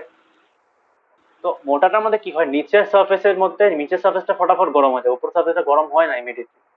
নিচের সার্ফেস থেকে ওটা থ্রু, মানে ওটার পার্টিকেলস এর থ্রু দিয়ে হিটটা বটম সার্ফেস থেকে টপ সার্ফেস অব্দি যায়। বুঝতে পেরেছো? হ্যাঁ ওই যে আমরা পড়েছিলাম না যে metals are good conductors of heat, পড়েছিলাম। হ্যাঁ হ্যাঁ, তো কন্ডাক্টর কেন বলে, কন্ডাক্টর বলে বিকজ ওরা হিট ট্রান্সফার করতে পারে থ্রু কন্ডাকশন, মানে ওদের ওই একটা জিনিসের একটা সাইডের থেকে আরেকটা সাইড অব্দি হিটটা ট্রাভেল করতে পারে through that object, that is why they are called conductors. আর ওদের মাঝখান দিয়ে যখন হিটটা ট্রাভেল করছে থ্রু দের এন্টায়ার বডি, একটা সাইডের থেকে আরেকটা সাইডে বা একটা এন্ডের থেকে আরেকটা এন্ডে, ওইটা তার জন্য এটাকে কি বলা হয়, কন্ডাকশন বলা হয় প্রসেসটাকে। বুঝতে পেরেছো? সো কন্ডাক্টরস হ্যাঁ conduct heat through conduction. Okay, বুঝতে পেরেছো, ট্রান্সফার হিট টু কন্ডাকশন, হুম, তার জন্য ওদেরকে কন্ডাক্টর বলা হয়, because conductor are objects that can transfer heat through conduction. Clear? বুঝতে পেরেছো? হ্যাঁ sir. So in general solids গুলো কি থাকে, সলিডস সবচেয়ে ভালো কন্ডাকশন করতে পারে, বিকজ সলিডস এর মাঝখানে তোমার ট্রান্সফার স্পিডটা খুব বেশি থাকে, ঠিক আছে। So solids, in solids generally heat is transferred by a process of conduction. তো হিট তো সলিডের মধ্যে কি থাকে, সলিডের মধ্যে তোমার ডাইরেক্ট কন্ট্যাক্ট থাকে না, ইয়েস অর নো? সলিডটা তো পুরো কন্ট্যাক্ট, এটা সিঙ্গেল অবজেক্ট, হ্যাঁ না, এটা কন্টিনিউয়াস অবজেক্ট না, মাঝখানে কোনো গ্যাপ আছে নাকি? গ্যাপ তো নেই। হ্যাঁ, সলিডস এর মধ্যে কি থাকে, গ্যাপ থাকে মাঝখানে? No sir. হ্যাঁ, তো যেহেতু সলিডস এর মাঝখানে কোনো গ্যাপ থাকে না, তার জন্য কি হয়, কন্টিনিউয়াসলি পার্টিকেল টু পার্টিকেল, ভিতরে যেহেতু পার্টিকেলস আছে, অ্যাটমস আছে, ওই অ্যাটমস গুলো একটা অ্যাটম থেকে আরেকটা অ্যাটমে তোমার হিটটা ট্রান্সফার হতে পারে। ওকে, কন্টিনিউয়াস ট্রান্সফার হতে পারে একটা সাইড থেকে একটা সাইড, একটা এন্ডের থেকে আরেকটা এন্ড। ওকে, এখন সব সাবস্টেন্স হিট কন্ডাক্ট করে না ইজিলি, কেন কন্ডাক্ট করতে পারে না, যদিও সলিড হোক ওরা হিট কন্ডাক্ট নাও করতে পারে, কেন? ফর এক্সাম্পল আমরা জানি some of bad conductors like those like insulators, হ্যাঁ না? ইনসুলেটরস কি থাকে, ইনসুলেটরস এর মধ্যে যে মেটেরিয়ালটা থাকে, ইনসুলেটর যে মেটেরিয়াল দিয়ে বানানো থাকে, ওই মেটেরিয়ালটাই হিট ট্রান্সফার অ্যালাউ করে, কন্ডাকশন দিয়ে হিট ট্রান্সফার অ্যালাউ করে না। Although they are solids, they can't conduct heat. বুঝতে পেরেছো? যেরকম এখানে এখানে জলটা গরম, এই বেকারটার মধ্যে কি আছে, জলটা গরম, দেখতে পাচ্ছ? হ্যাঁ জলটা গরম, কিন্তু জলটা গরম হওয়া সত্ত্বেও তোমার কি হচ্ছে, তোমার এই মেটেলের এই যে তোমার কম্পাসটা গরম, গরম হয়ে যাবে, এই স্পুনটা গরম হয়ে যাবে, কিন্তু এই পেন্সিল আর এটা গরম হবে? না মানে পেন্সিলের এই টিপটা, এই যে উপরের পার্টটা, স্কেলের উপরের পার্টটা গরম হবে না, বাট এই কম্পাসের এই ডিভাইডার, এটা কম্পাস না, ডিভাইডারটা আর এই যে স্পুনটা, এটা কিন্তু কি হয়ে যাবে, এটা কিন্তু গরম হয়ে যাবে। কেন? They are made up of metals, and metals are conductor. ঠিক আছে? বিকজ ওই ওই ম্যাটেরিয়ালটা, মানে স্পুন আর ইসে মেটালটা, যে material is a material which can allow heat to be transferred through conduction, তার জন্য থেকে কন্ডাক্টর বলা হয়। আর উড পেন্সিলটা বানানো উড দিয়ে, আর স্কেলটা বানানো প্লাস্টিক দিয়ে। তো যেহেতু এই দুটো কি, this two materials are called insulators because they are poor conductor, এরা হিট ট্রান্সফার ইজিলি করতে দেয় না to their body. Yes or no? বুঝতে পেরেছো? স্যার বলো। এটা मतलब এটা कंडक्शन है मतलब और हीट कैसे है heat hot object to cold ऑब्जेक्टे फ्लो হয়। হ্যাঁ, হ্যাঁ, সবসময়। এটা আমার একটা কোশ্চেন আছে কি হ্যাঁ, হিট কি সেম টেম্পারেচারের অবজেক্ট ওটা ফ্লো হতে পারে না? হ্যাঁ, যদি না না সেম টেম্পারেচার হলে ফ্লো কেন করবে? ব্যালেন্স হয়ে গেছে না। ভাবো তুমি একটা জলের কাপ নিলে, ঠিক আছে? এক কাপ জল নিলে, আর সেম ভাবো আরেক কাপ, কাপ না সরি, এক গ্লাস জল নিলে, মেটালের স্টিলের গ্লাসে এক গ্লাস জল নিলে, আর তুমি আরেকটা তুমি সসপ্যানের মধ্যে জল নিলে, ঠিক আছে? বুঝতে পারছো জিনিসটা? হ্যাঁ। তুমি সেম কলের থেকে, দুটো জায়গায় কলের থেকে জল নিলে, তার মানে দুটো জলের টেম্পারেচার সেম। গ্লাসের মধ্যেও যে জলটা আছে ওটার টেম্পারেচার সেম, তোমার ইসের মধ্যেও টেম্পারেচার সেম। কিসের মধ্যে? যে তোমার সসপ্যানটার মধ্যে, ঠিক আছে? এখন তুমি যদি সসপ্যানের মধ্যে গ্লাসটাকে চুবিয়ে দাও, টেম্পারেচার চেঞ্জ ফ্লো করবে? হিটটা ফ্লো করবে? তুমি কি বলছো? কেন করবে? দেয়ার ইজ নো নিড না, দেয়ার অলরেডি ব্যালেন্স, সেম টেম্পারেচার আছে না দুটোর, দরকার নেই না। হ্যাঁ, ডিফারেন্স আছে কোনো? তাহলে তুমি সসপ্যানটার মধ্যে থার্মোমিটার লাগিয়ে দেখো, একই টেম্পারেচার থাকবে। তো ওটার মধ্যে তুমি যখন ডিফারেন্স থাকে, একটা জিনিস গরম থাকবে, একটা জিনিস তার থেকে অল্প কম বা অল্প বেশি, তখন গিয়ে হিটটা ট্রান্সফার হবে from the object which has the larger temperature to the object which has the lower temperature. বুঝতে পেরেছো? ক্লিয়ার হয়েছে? কারণ there must be a temperature difference. ডিফারেন্সটা যদি জিরো হয়, হিট ট্রান্সফার হবে না। ক্লিয়ার? হ্যাঁ। ডাউট ক্লিয়ার হয়েছে? হ্যাঁ। সো তার জন্য এই যে এই কন্ডাক্টার্স আর ইনসুলেটার্স, যেহেতু কন্ডাক্টার্সরা হিট মানে কন্ডাক্ট করতে পারে, একটা সারফেসের থেকে একটা সারফেসে অ্যালাউ করে হিটটা ফ্লো করতে, আর ইনসুলেটার্স অ্যালাউ করে না, তার জন্য এইগুলোকে আমরা আলাদা পারপাসে ইউজ করতে পারি। ফর এক্সাম্পল দেখো, এক কিচেনের মধ্যে অনেক ক্রকারি আছে আমাদের, যেটার মধ্যে insulators and conductors are used both together in the same object. হ্যাঁ না? এরকম তোমার এই যে সসপ্যান বা তোমার এই যে ফ্রাইং প্যান, এগুলোর দেখবে হ্যান্ডেল গুলো কি থাকে? হ্যান্ডেল গুলো উডেন বা প্লাস্টিকের থাকে। হ্যাঁ, উডেন বা প্লাস্টিকের থাকে। কেন? উডেন প্লাস্টিকের থাকার জন্য কি হয়, তোমার আমাদের হাতের মধ্যে গরম লাগে না, because that is the part with which we hold the frying pan. হ্যাঁ না? এখন তোমার, এখন যদি তোমার ইসাটা কাঠ দিয়ে বানানো থাকতো, যে ফ্রাইং প্যানে যেটা, যেই পার্টটা আমরা রেখে খাওয়া টাওয়া বানাই, ওই পার্টটা যদি গরম, মানে যদি কাঠ দিয়ে বানানো থাকতো, প্লাস্টিক দিয়ে বানানো থাকতো, কি হতো? গলে যেত, পুড়ে যেত। হ্যাঁ না? তো ওইখানে আবার ইনসুলেটর সুটেবল না। ওইখানে কাজ কি, যাতে ফ্লেমের থেকে যে হিটটা আসছে, ওই হিটটা যাতে আমাদের খাওয়াটাকে গরম করতে পারে। So in that case, in that position of the frying pan, we are bound to use conductors, because ওখানে কন্ডাক্টর ইউজ না করলে আমাদের পারপাসটা সার্ভ হবে না। Yes or no? ইয়েস। তো তার জন্য একই অবজেক্টে ইনসুলেটর আর কন্ডাক্টর দুটো ইউজ করি, বিকজ দুটোর আলাদা আলাদা জায়গায় ইউজ করা হয় based on the point of action. মানে একদম মাঝখানটার মধ্যে কি হচ্ছে, প্যানের যেটা মাঝখানটার মধ্যে, যেটা ফ্লেমের উপর বসে, ওইখানে আমাদের কাজ হলো খাওয়া গরম করা। For that purpose we use a conductor metallic surface like aluminium, হ্যাঁ না, বা আয়রন ইউজ করে। আর তোমার হ্যান্ডেলটার জন্য উড বা প্লাস্টিক ইউজ করে, যাতে বাকি পার্টের থেকে যে হিটটা কন্ডাক্ট হচ্ছে, কেন ওখানে যদি এগুলো না ইউজ করে মেটাল ইউজ করতে কি হতো, হাতে ছেঁকা লাগতো না, ইয়েস অর নো? হুম, তো তার জন্য ওখানে হ্যাঁ, আমাদের ইনসুলেটর ইউজ করে, বুঝতে পেরেছো? হ্যাঁ, ক্লিয়ার হয়েছে? হ্যাঁ, তো that was conduction. Conduction clear হয়েছে? তো conduction is one such method. হ্যাঁ, তো কন্ডাকশনটা বেশি কোথায় দেখা যায়? ইন সলিডস দেখা যায়, specially in metals. Okay, hmm, so next technique হলো কনভেকশন। প্রথম টেকনিক ছিল কন্ডাকশন, ছিল এখন ছিল কনভেকশন। কনভেকশনে কি হয় দেখো, কনভেকশনটা বুঝবে, হ্যাঁ একদম খুব ইম্পর্টেন্ট টপিক এটা, একটু বোঝার চেষ্টা করবে। এখানে দেখো একটা ইসে দিয়েছে, take a round bottom flask, fill it 2/3 with water, place it on a tripod, মানে এই সেটআপটা করতে দিয়েছে। এটা ফ্লাস্ক নিলাম একটা, এই ফ্লাস্কটার হুম, ওয়ান থার্ড আমি কি দিয়ে ফিল আপ করে দিলাম, জল দিয়ে ফিল আপ করে দিলাম, ঠিক আছে। তারপর ওটা কিসের উপরে হুম, বসে দিলাম, একটা বার্নারের উপরে বসে দিলাম, ঠিক আছে। বার্নারের হুম, উপরে ডাইরেক্ট ওর কন্ট্যাক্টে আছে উইথ দ্য ফ্লেম। ওকে, এখন কি বলেছে, এখন বলেছে হুম, একটা potassium permanganate, potassium permanganate pink কালারের একটা ক্রিস্টাল থাকে লবণের মতো। পিঙ্ক কালার ক্রিস্টালটা হুম, জলের মধ্যে দেওয়ার পরে জলের কালারটা পিঙ্ক হয়, বুঝতে পেরেছো? মানে যত হুম, ডিজলভ হতে থাকে ওটা জলের মধ্যে, এটা জলের কালারটা পিঙ্ক হতে থাকে। ওকে, এই যে তোমাকে দেখাই যাবে ক্রিস্টাল, এই যে পটাশিয়াম পারম্যাঙ্গানেট দেখেছো ক্রিস্টালস যদি আমি বলি, হ্যাঁ ক্রিস্টালস, এটা এটা দেখেছো কালারটা? হুম, হ্যাঁ, এটা তুমি যদি জলে দাও এই কালার হয়ে যায়। ওকে, জলে দিলে এই কালার হয়, হুম, বুঝতে পেরেছো? একটু ডার্ক কালার হুম, থাকে, পার্পল পার্পল বা ব্ল্যাক পার্পল কালার থাকে।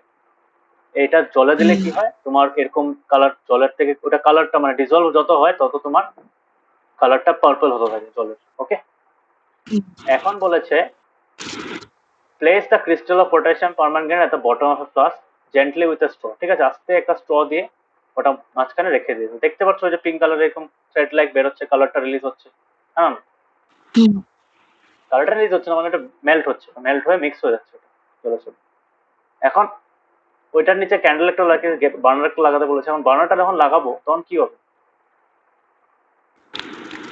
ক্রিস্টালটার নিচে যখন বার্নারটা লাগাবো জলটা গরম হচ্ছে, ঠিক আছে। হুম, তো জল যখন গরম হচ্ছে কি হবে, তো water near the flame gets hot, এই পার্টটা গরম হয়ে যাচ্ছে, এই যে জলের এই পার্টটা নিচের পার্টটা, ইয়েস অন, হুম, কিন্তু উপরের পার্টটা ঠান্ডা আছে। এখন কি হবে, হট ওয়াটার উপরে চলে যায়, গরম জল কিন্তু সবসময় উপরের দিকে যায়, জল হোক বা হাওয়া হোক সবসময় গরম জল বা গরম হাওয়া উপরের দিকে যায় সবসময়, আপওয়ার্ড মুভ করে, বুঝতে পেরেছো? এখন কি হুম, হবে, কোল্ড ওয়াটারটা কি হবে, কোল্ড ওয়াটার সাইডে আছে এই সাইডটাতে, না না উপরের দিকে জলটা, মাঝখান দিয়ে উঠবে তোমার গরম জল, সাইড দিয়ে আবার ওটা ওই গরমটা জায়গা নেওয়ার চেষ্টা করবে ঠান্ডা জল, ঠিক আছে। This water gets hmm, hot and rises, ঠিক আছে। The cold water moves from the sides moves down towards the source of heat, মানে সোর্স অফ হিট মানে আগুনের দিকে যাওয়ার চেষ্টা করে, কারণ আগুনের দিকে যে জলটা ছিল ওটা উপরের দিকে উঠে যাচ্ছে না, হুম, বুঝতে পেরেছো? এইভাবে করতে করতে কি হবে, যতক্ষণ অব্দি পুরো জলটা গরম না হয় ততক্ষণ অব্দি এই প্রসেসটা চলতে থাকবে না, আস্তে আস্তে সব পুরো জলের প্রত্যেকটা পার্ট গরম হয়ে যাবে, বুঝতে পারছো জিনিসটা? হ্যাঁ, এটা কিন্তু মেটালের থেকে একটু আলাদা। মেটালের মধ্যে কি হয়, পার্টিকেল টু পার্টিকেল একটা সাইডের থেকে একটা সাইডে ট্রান্সফার হচ্ছে, কিন্তু জলের মধ্যে এটা না। জলের মধ্যে হলো নিচের থেকে হিটটা মানে একটা নিচের পার্টের জলটা যেটা আছে ওটা গরম হয়, ওই জলটা উপরে যায়, ওই জলটার জায়গায় ঠান্ডা জল নিয়ে নেয়, ওই ঠান্ডা জলটা আবার গরম হয়, আবার উপরে উঠে যায়, আরো যেটা ঠান্ডা জল আছে ওটা আবার ওর উপরে উঠার জলের জায়গাটা নিয়ে নেয়, ঠিক আছে। তো এই যে প্রসেসটা হুম, আছে এই প্রসেসটাকে বলা হয় কনভেকশন, বুঝতে পেরেছো? আর এই কনভেকশনটা কোথায় দেখা যায়, কনভেকশনটা দেখা যায় লিকুইডস, মানে ফ্লুইডস এর মধ্যে দেখা যায়। ফ্লুইডস কি কি, লিকুইড, ফ্লুইডস হলো, লিকুইড এন্ড গ্যাসেস, হ্যাঁ fluids are liquids and gases, ঠিক আছে। লিকুইডস এন্ড গ্যাসেস এর মধ্যে ইউ ক্যান সি দ্য, মানে লিকুইডস এন্ড গ্যাসের মধ্যে যেভাবে হিট হয় জিনিস, মানে লিকুইডস এন্ড গ্যাস হিট হওয়ার মেকানিজমটা ম্যাক্সিমাম টাইমে কি হয়, কনভেকশন থ্রু দিয়ে, ঠিক আছে। এখানে কি তোমার হুম, পার্টিকেল টু পার্টিকেল ট্রান্সফার হচ্ছে না, এখানে তো হচ্ছে না, একটা এন্ডের থেকে একটা এন্ডে হচ্ছে এরকম নাকি, যে নিচের জলগুলো পুরো গরম হয়ে যাচ্ছে তার উপরের জলগুলো যাচ্ছে, এটা তো হচ্ছে না। হুম, তো এখানে মেকানিজমটা একটু আলাদা, হিটিং মেকানিজমটা একটু আলাদা, আর এই মেকানিজমটাকে বলা হয়, এই মোট হিট ট্রান্সফারের মেকানিজমটাকে বলা হয় কনভেকশন, আন্ডারস্টুড? হ্যাঁ, তো এই সেম টেকনিকটা তুমি এয়ারের মধ্যে দেখবে, দেখেছো কোনো সমুদ্রের পাড়ে গেলে ঠান্ডা হাওয়া দেখতে পারো? দেখেছো? হুম কেন হ্যাঁ বলো তো? সমুদ্রের পাড়ে কি থাকে? স্যান্ড থাকে। হুম স্যান্ডটা খুব তাড়াতাড়ি গরম হয়ে যায়। হুম স্যান্ডের উপরে যে স্যান্ডের কন্ট্যাক্টে যে হাওয়াটা থাকে ওটা কি হয়? খুব গরম হয়ে যায়। হুম ওই গরম হাওয়া কোথায় যাবে? ইট উইল ফ্লো আপওয়ার্ডস, উপরের দিকে যাওয়ার চেষ্টা করবে। ইট উইল রাইজ আপওয়ার্ড, হ্যাঁ না?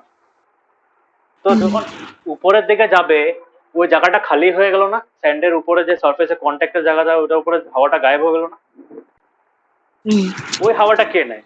ওই হাওয়াটা নেয় সমুদ্রের উপরে যেটা জল থাকে, জলের উপরে হাওয়াটা ঠান্ডা থাকে, রিলেটিভলি ঠান্ডা থাকে, বুঝতে পেরেছো? ওয়াটারের হ্যাঁ সারফেসের উপরে যে মানে এয়ারটা থাকে ওটা ঠান্ডা থাকে। ওটা কি করে? It rushes towards the land to create what we call breeze. বল না আমরা ঠান্ডা হাওয়া, যে হাওয়া দিচ্ছে সমুদ্রের হাওয়া, হ্যাঁ? তো সমুদ্রের দিকের হ্যাঁ থেকে হাওয়াটা ল্যান্ডের মধ্যে আসে। কেন আসে? বিকজ ল্যান্ডের উপরে যে হাওয়াটা থাকে ওটা রাইজ করে, উপরের দিকে রাইজ করে due to heat, extreme heat up during the day. তার জন্য তোমার হাওয়াটা স্মুথ ফটাফট ফ্লো করে, মানে from the sea surface to the land surface. এটাও কি টাইপের technique? This is also convection. Okay, একই হুম জিনিসটা হচ্ছে না? একই একই জিনিস হচ্ছে এখানে। Yes or no? হ্যাঁ মেকানিজমটা সেম ইয়েস হচ্ছে না? এই বিকারে যে জিনিসটা হচ্ছে ওটা ওই যে তোমার সমুদ্রের সামনে ওই সেম জিনিসটাই হচ্ছে বিচের মধ্যে, হ্যাঁ না? হুম তো বুঝেছো কনভেকশন কি হচ্ছে? কনভেকশনে কি হয় সবসময়? হট এয়ার বা hot liquid moves up and cold air text it's place, ঠিক আছে? হুম and in that process it's an entire cycle. আবার কোল্ড এয়ারটা আবার যখন গরম এখানে আসবে আবার ওটা গরম হয়ে যাবে ওই যে পোর্শনটাতে, গরম জায়গার পোর্শনটাতে। তারপর আবার অন্য ঠান্ডা জিনিসগুলো আবার ওখানে আসবে। তো এইভাবে করতে করতে করতে মানে একটা সাইকেল, ইটস এ সাইকেল, ঠিক আছে? বুঝতে পেরেছো? হ্যাঁ কনভেকশন ক্লিয়ার হয়েছে? হ্যাঁ কন্ডাকশনে কি দেখেছিলাম? কন্ডাকশন আর কনভেকশনের ডিফারেন্সটা কি? কন্ডাকশন দেখেছিলাম যে একটা পার্টের থেকে জাস্ট নেক্সট পার্টটাতে ট্রান্সফার হয়ে যায়, ঠিক আছে? সিরিয়ালি, মানে ভাবো তুমি একটা রডকে পাতলা পাতলা পাতলা স্লাইসেস করলে, তো ওই প্রত্যেকটা স্লাইসের মধ্যে যতটুকু এরিয়া আছে ওই এরিয়াটা গরম হবে, তারপরে ওই এরিয়ার থেকে হিটটা নেক্সট এরিয়াটা যাবে, তারপর থেকে। তো এখানে এই মেকানিজমটা হয়। কনভেকশনের মধ্যে কি হয়? ওরকম রিজন থাকে না। একটা যেটা হিটের কন্ট্যাক্টটা থাকে ওইটা গরম হয়ে যায়, ওই গরম জিনিসটা উপরে উঠে যায়, ওই গরম জিনিসের জায়গাটা ঠান্ডা জিনিস নেয়, আর in that process entire thing heats up. বুঝতে পেরেছো? হ্যাঁ this is what is called transfer of heat by convection. হুম ক্লিয়ার হয়েছে? এই সেম মেকানিজমটা তুমি একটা জায়গায় ইউজ করা হয়, জানো এটা কি? বলতে পারবে? মানে খুব ফেমাস এটা। এই কনভেকশনের টেকনিকটা মানে একটা মোড অফ ট্রাভেল হিসেবে ইউজ করা হয়। হট এয়ার বেলুন দেখেছো? হ্যাঁ হট এয়ার বেলুন কি হয়? বেলুনটার নিচে ওটা বেরোনো হট এয়ার বেলুনে কি হয়?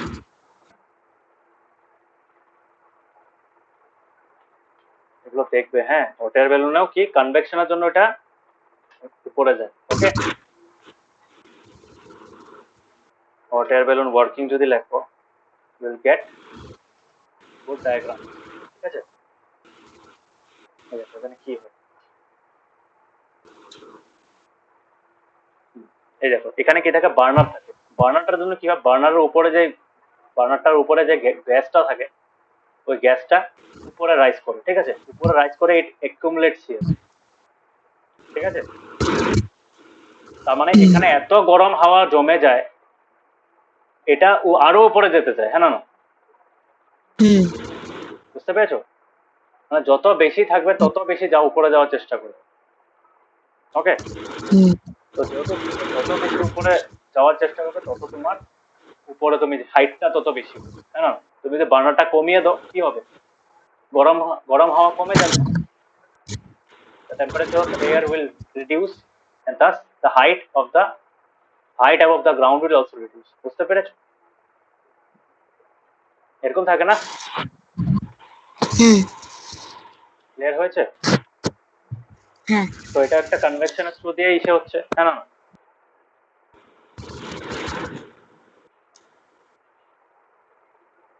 ইয়েস। তো এই যে ধোঁয়া দেখবে অনেক সময় দেখবে কোনো কিছু রান্নার সময় বা তোমার কোনো কিছু যদি তোমার ওই যে কোনো চিমনিতে ইসে বেরোচ্ছে, দেখেছো না চিমনি, যে ফ্যাক্টরির চিমনি দেখেছো? হ্যাঁ ধোঁয়াটা বাইরের দিকে কেন যায়, ভিতর দিয়ে কেন যায়?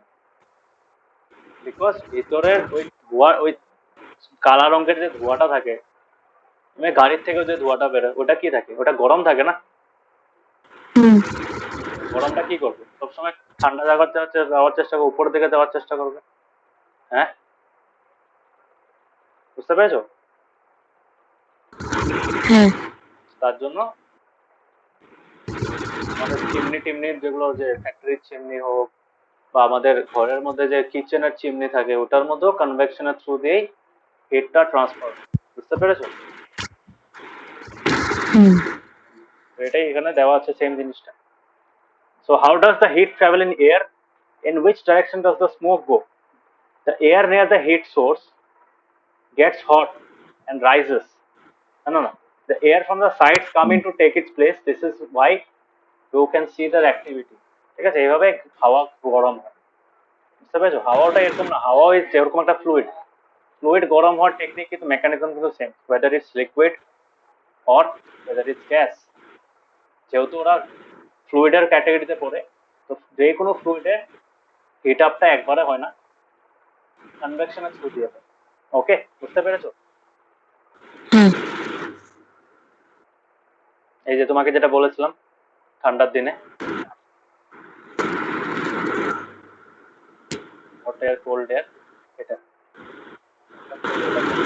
সি ব্রিজ ল্যান্ড ব্রিজ, এই দুটো এই যে এই দুটোর নাম শুনেছো না, সি ব্রিজ আর ল্যান্ড ব্রিজ, শুনেছো?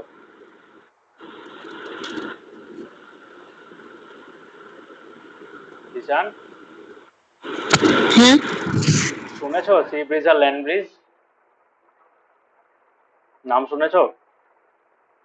হ্যাঁ সি ব্রিজ আর ল্যান্ড ব্রিজের মেকানিজম কেন হয়? বিকজ অফ কনভেকশন, বুঝতে পেরেছো? জলপাইগুড়ি যেটা বিচের কথা বলেছিলাম, ওই সেম মেকানিজমটা হুম এখানেও আছে। ওকে, হুম এটুকু হচ্ছে চ্যাপ্টারটা, হয়ে যাবে, নেক্সট ক্লাসে বুঝিয়ে দেবো, ঠিক আছে? হবে। হুম আমি 2 ঘন্টায় পড়াতাম, আমার এত সময় একসাথে বলতে বলতে গলা ব্যথা করছে। সো নেক্সট ক্লাসে বুঝিয়ে দেবো। বুঝেছো তো আজকে অব্দি? হ্যাঁ হ্যাঁ, এই কয়টাই আছে, কন্ডাকশন ছিল, কনভেকশন ছিল, কনভেকশন জন্য কেন ল্যান্ড ব্রিজ আর সি ব্রিজ হয়, তারপর তোমার, হ্যাঁ এই দুটোই মেন। আরেকটা আছে রেডিয়েশন, তিনটা, ঠিক আছে? হুম তো হ্যাঁ আমরা নেক্সট ক্লাসে এটা মানে কনভেকশনটা আরো এক্সাম্পলস করবো, যে এয়ার এর জন্য, এয়ার এর মধ্যে কেমনে হয় মেইনলি, লিকুইডের তো দেখলাম, আর রেডিয়েশন হুম দেখলাম, ঠিক আছে? রেডিয়েশন যেরকম তোমার যে আমরা কেন ব্ল্যাক কালার ক্লোথ পরি না সামারে, তাই না, হ্যাঁ অ্যাবজর্ব করে, হুম এগুলো পড়বো, দ্যাট ইজ রেডিয়েশন, ঠিক আছে? রেডিয়েশনটা কি হয় এটা আমি দেখাবো, ঠিক আছে, মানে বলবো, বোঝাবো। হুম ক্লিয়ার? হ্যাঁ সো আমাদের ওই যে তোমার চ্যাপ্টার 2 শেষ হয়ে গেছে নাকি, ডেসিমালসে? হ্যাঁ ডেসিমাল শেষ হয়ে গেছে আমাদের? হ্যাঁ তাহলে একটা কাম করি, নেক্সট তোমার মানডে এটাই করিয়ে দিই, সায়েন্সেরটা। মানডে না, সরি, তোমার টিউসডে আছে না আবার ক্লাস? টিউসডে হ্যাঁ, টিউসডে এটাই শেষ টিউসডে করে দিই, ঠিক আছে? হুম নেক্সট টিউসডেতে সায়েন্সের এই চ্যাপ্টারটা শেষ করে দেবো। সায়েন্সে আর কি কি আসবে? আর সায়েন্সে আরেকটাই লেসন বাকি, অ্যাসিডস বেসিস এন্ড সল্ট। ঠিক আছে, তার মানে এই দুটো শেষ করার পর আমাদের কাছে দুটো চ্যাপ্টার থাকবে, ওয়ান ফর ম্যাথস আর ওয়ান ফর সায়েন্স, হ্যাঁ না? হুম তো ওইটা আমি নেক্সট মাসের মধ্যে শেষ, মানে তোমাদের কবে এক্সাম আছে বলেছিলে? সেকেন্ড না থার্ড উইক থেকে এক্সাম স্টার্ট হবে। 3rd week of June? হ্যাঁ জুন। আচ্ছা ঠিক আছে, তার আগে আমি একটু এক্সট্রা টাইম নিয়ে পড়িয়ে এভরিডে 1.5 আওয়ার্স করে পড়িয়ে আমি একটু কভার আপ করার চেষ্টা করবো, ঠিক আছে? হুম এসএন বেসের সোর্সটা হয়ে যাবে, বেশি টাফ না। ওকে, তো এত অবধি করো, চ্যাপ্টারটা পড়ো। হুম, আর স্কুলের থেকে তো বইয়ের পেছনে অ্যান্সার গুলো দিয়েছেই। হ্যাঁ। স্কুলে থার্ড চ্যাপ্টার স্টার্ট করে দিয়েছে, acid base and salt start করে দিয়েছে।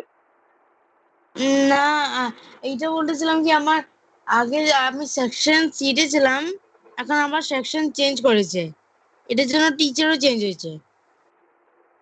কেন চেঞ্জ করলো আবার মাঝে মাঝে? এটা এটা একটা বললো কি টেকনিক্যাল রিজন।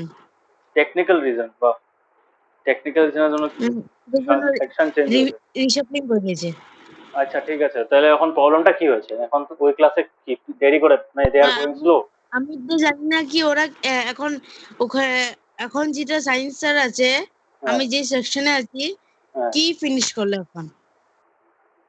তো তুমি কথা বলো আজকে আজকে তোমার ক্লাস সেকশনে। করালো, হ্যাঁ, ক্লাসে আজকে এটা চ্যাপ্টার 4 এর একটা অ্যাসেসমেন্ট ডে ছিল।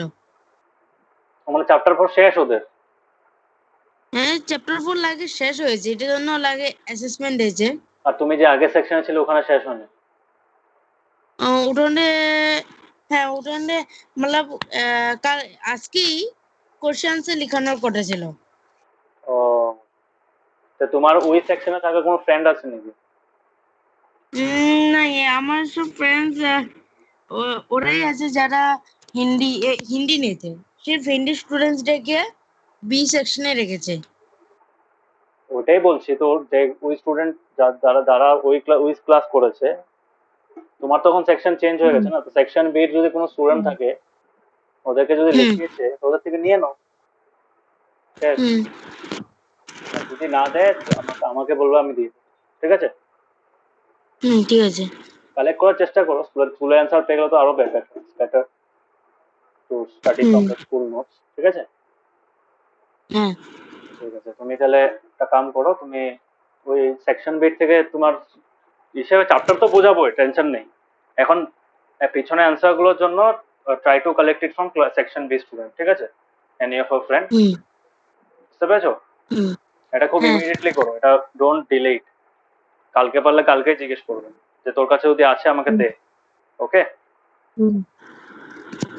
তুমি হিন্দি নন তো তুমি কি নিয়েছো? আমার সেকেন্ড ল্যাঙ্গুয়েজ হিন্দি। হ্যাঁ। এমনি ল্যাঙ্গুয়েজটিরও আমি সংস্কৃত নিয়েছি। ও, ওদের কি আছে তাহলে সেকশন বিতে যারা আছে? সেকশন বিতে ওটা ওরা ল্যাঙ্গুয়েজ তো হিন্দি, হ্যাঁ, আর আর ল্যাঙ্গুয়েজ কেউ কেউ অ্যাসামিজ, কেউ কেউ সংস্কৃত এটা আছে। আচ্ছা যেটাই হোক, ডাজন্ট ম্যাটার, যেই সেকশনে থাকবে কোশ্চেন পেপার তো সেমই আসবে, তো পড়াটাও হুম, একভাবে পড়া। তো কথা হলো তুমি চ্যাপ্টার 4 অ্যান্সার্স গুলো কারেক্ট করার চেষ্টা করো, আদারওয়াইজ তো আমি তো আছি। হুম, ঠিক আছে? হ্যাঁ, তো তোমার নেক্সট ক্লাস আছে কবে? তোমার টিউসডে আছে না? তো টিউসডে হ্যাঁ, ফার্স্ট। তো ফার্স্ট উইকের মধ্যে আমি ট্রাই করব তোমার এই যে ম্যাথসের এটা শেষ করো না। ম্যাথসে আমি যেটা তোমার সায়েন্সের অ্যাসিড বেসিস সলভটা করার চেষ্টা করবো, আর ইন দ্য মিন টাইম আমি সেটাও করিয়ে দেবো। ঠিক আছে?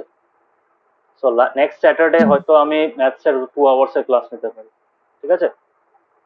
হুম, সো মনে রাখবে। তো তোমাদের যদি সেকেন্ড হ্যাঁ, উইকেট থেকে থার্ড উইকেট থেকে হয় তাহলে will get 2 weeks of time, almost 1 week hmm, plus, almost 2 weeks of time. তো 2 উইকসের মধ্যে হয়ে যেতে লাগে আমাকে। 1 week for hmm, the 1 chapter for the maths, আর একটা সায়েন্সের জন্য। হয়ে যাবে? হুম, হ্যাঁ, ঠিক আছে, তো হবে আজকে। এটা হুম, পড়বে, হ্যাঁ, কন্ডাকশন কনভেকশন এই পার্টটা পড়বে একটু। হুম, যদি পড়ে না বুঝো আমাকে জিজ্ঞেস করবে। নেক্সট ক্লাসে হুম, আমি এখান থেকে পড়াবো, যে এই পার্টটা থেকে, this paragraph. Okay? This paragraph to the hmm, remaining portion. বেশি নেই, তাড়াতাড়ি হয়ে হুম, যাবে। নেক্সট ক্লাসে আমি এটা করিয়ে হয়তো অ্যাসিডেশন সহ স্টার্টও করে দিতে পারি। ওকে? কিন্তু বেশি নেই। হুম, হুম, হয়েছে? বুঝেছো আজকে ক্লাস? হ্যাঁ, ঠিক আছে, বাই, গুড নাইট। হুম, আমি তোমার গুড অ্যান্সার নাইট গুলো কাল, স্যার। হ্যাঁ গুড নাইট, গুড নাইট, কালকে অ্যান্সার চেক করে দেবো। ঠিক আছে? হ্যাঁ।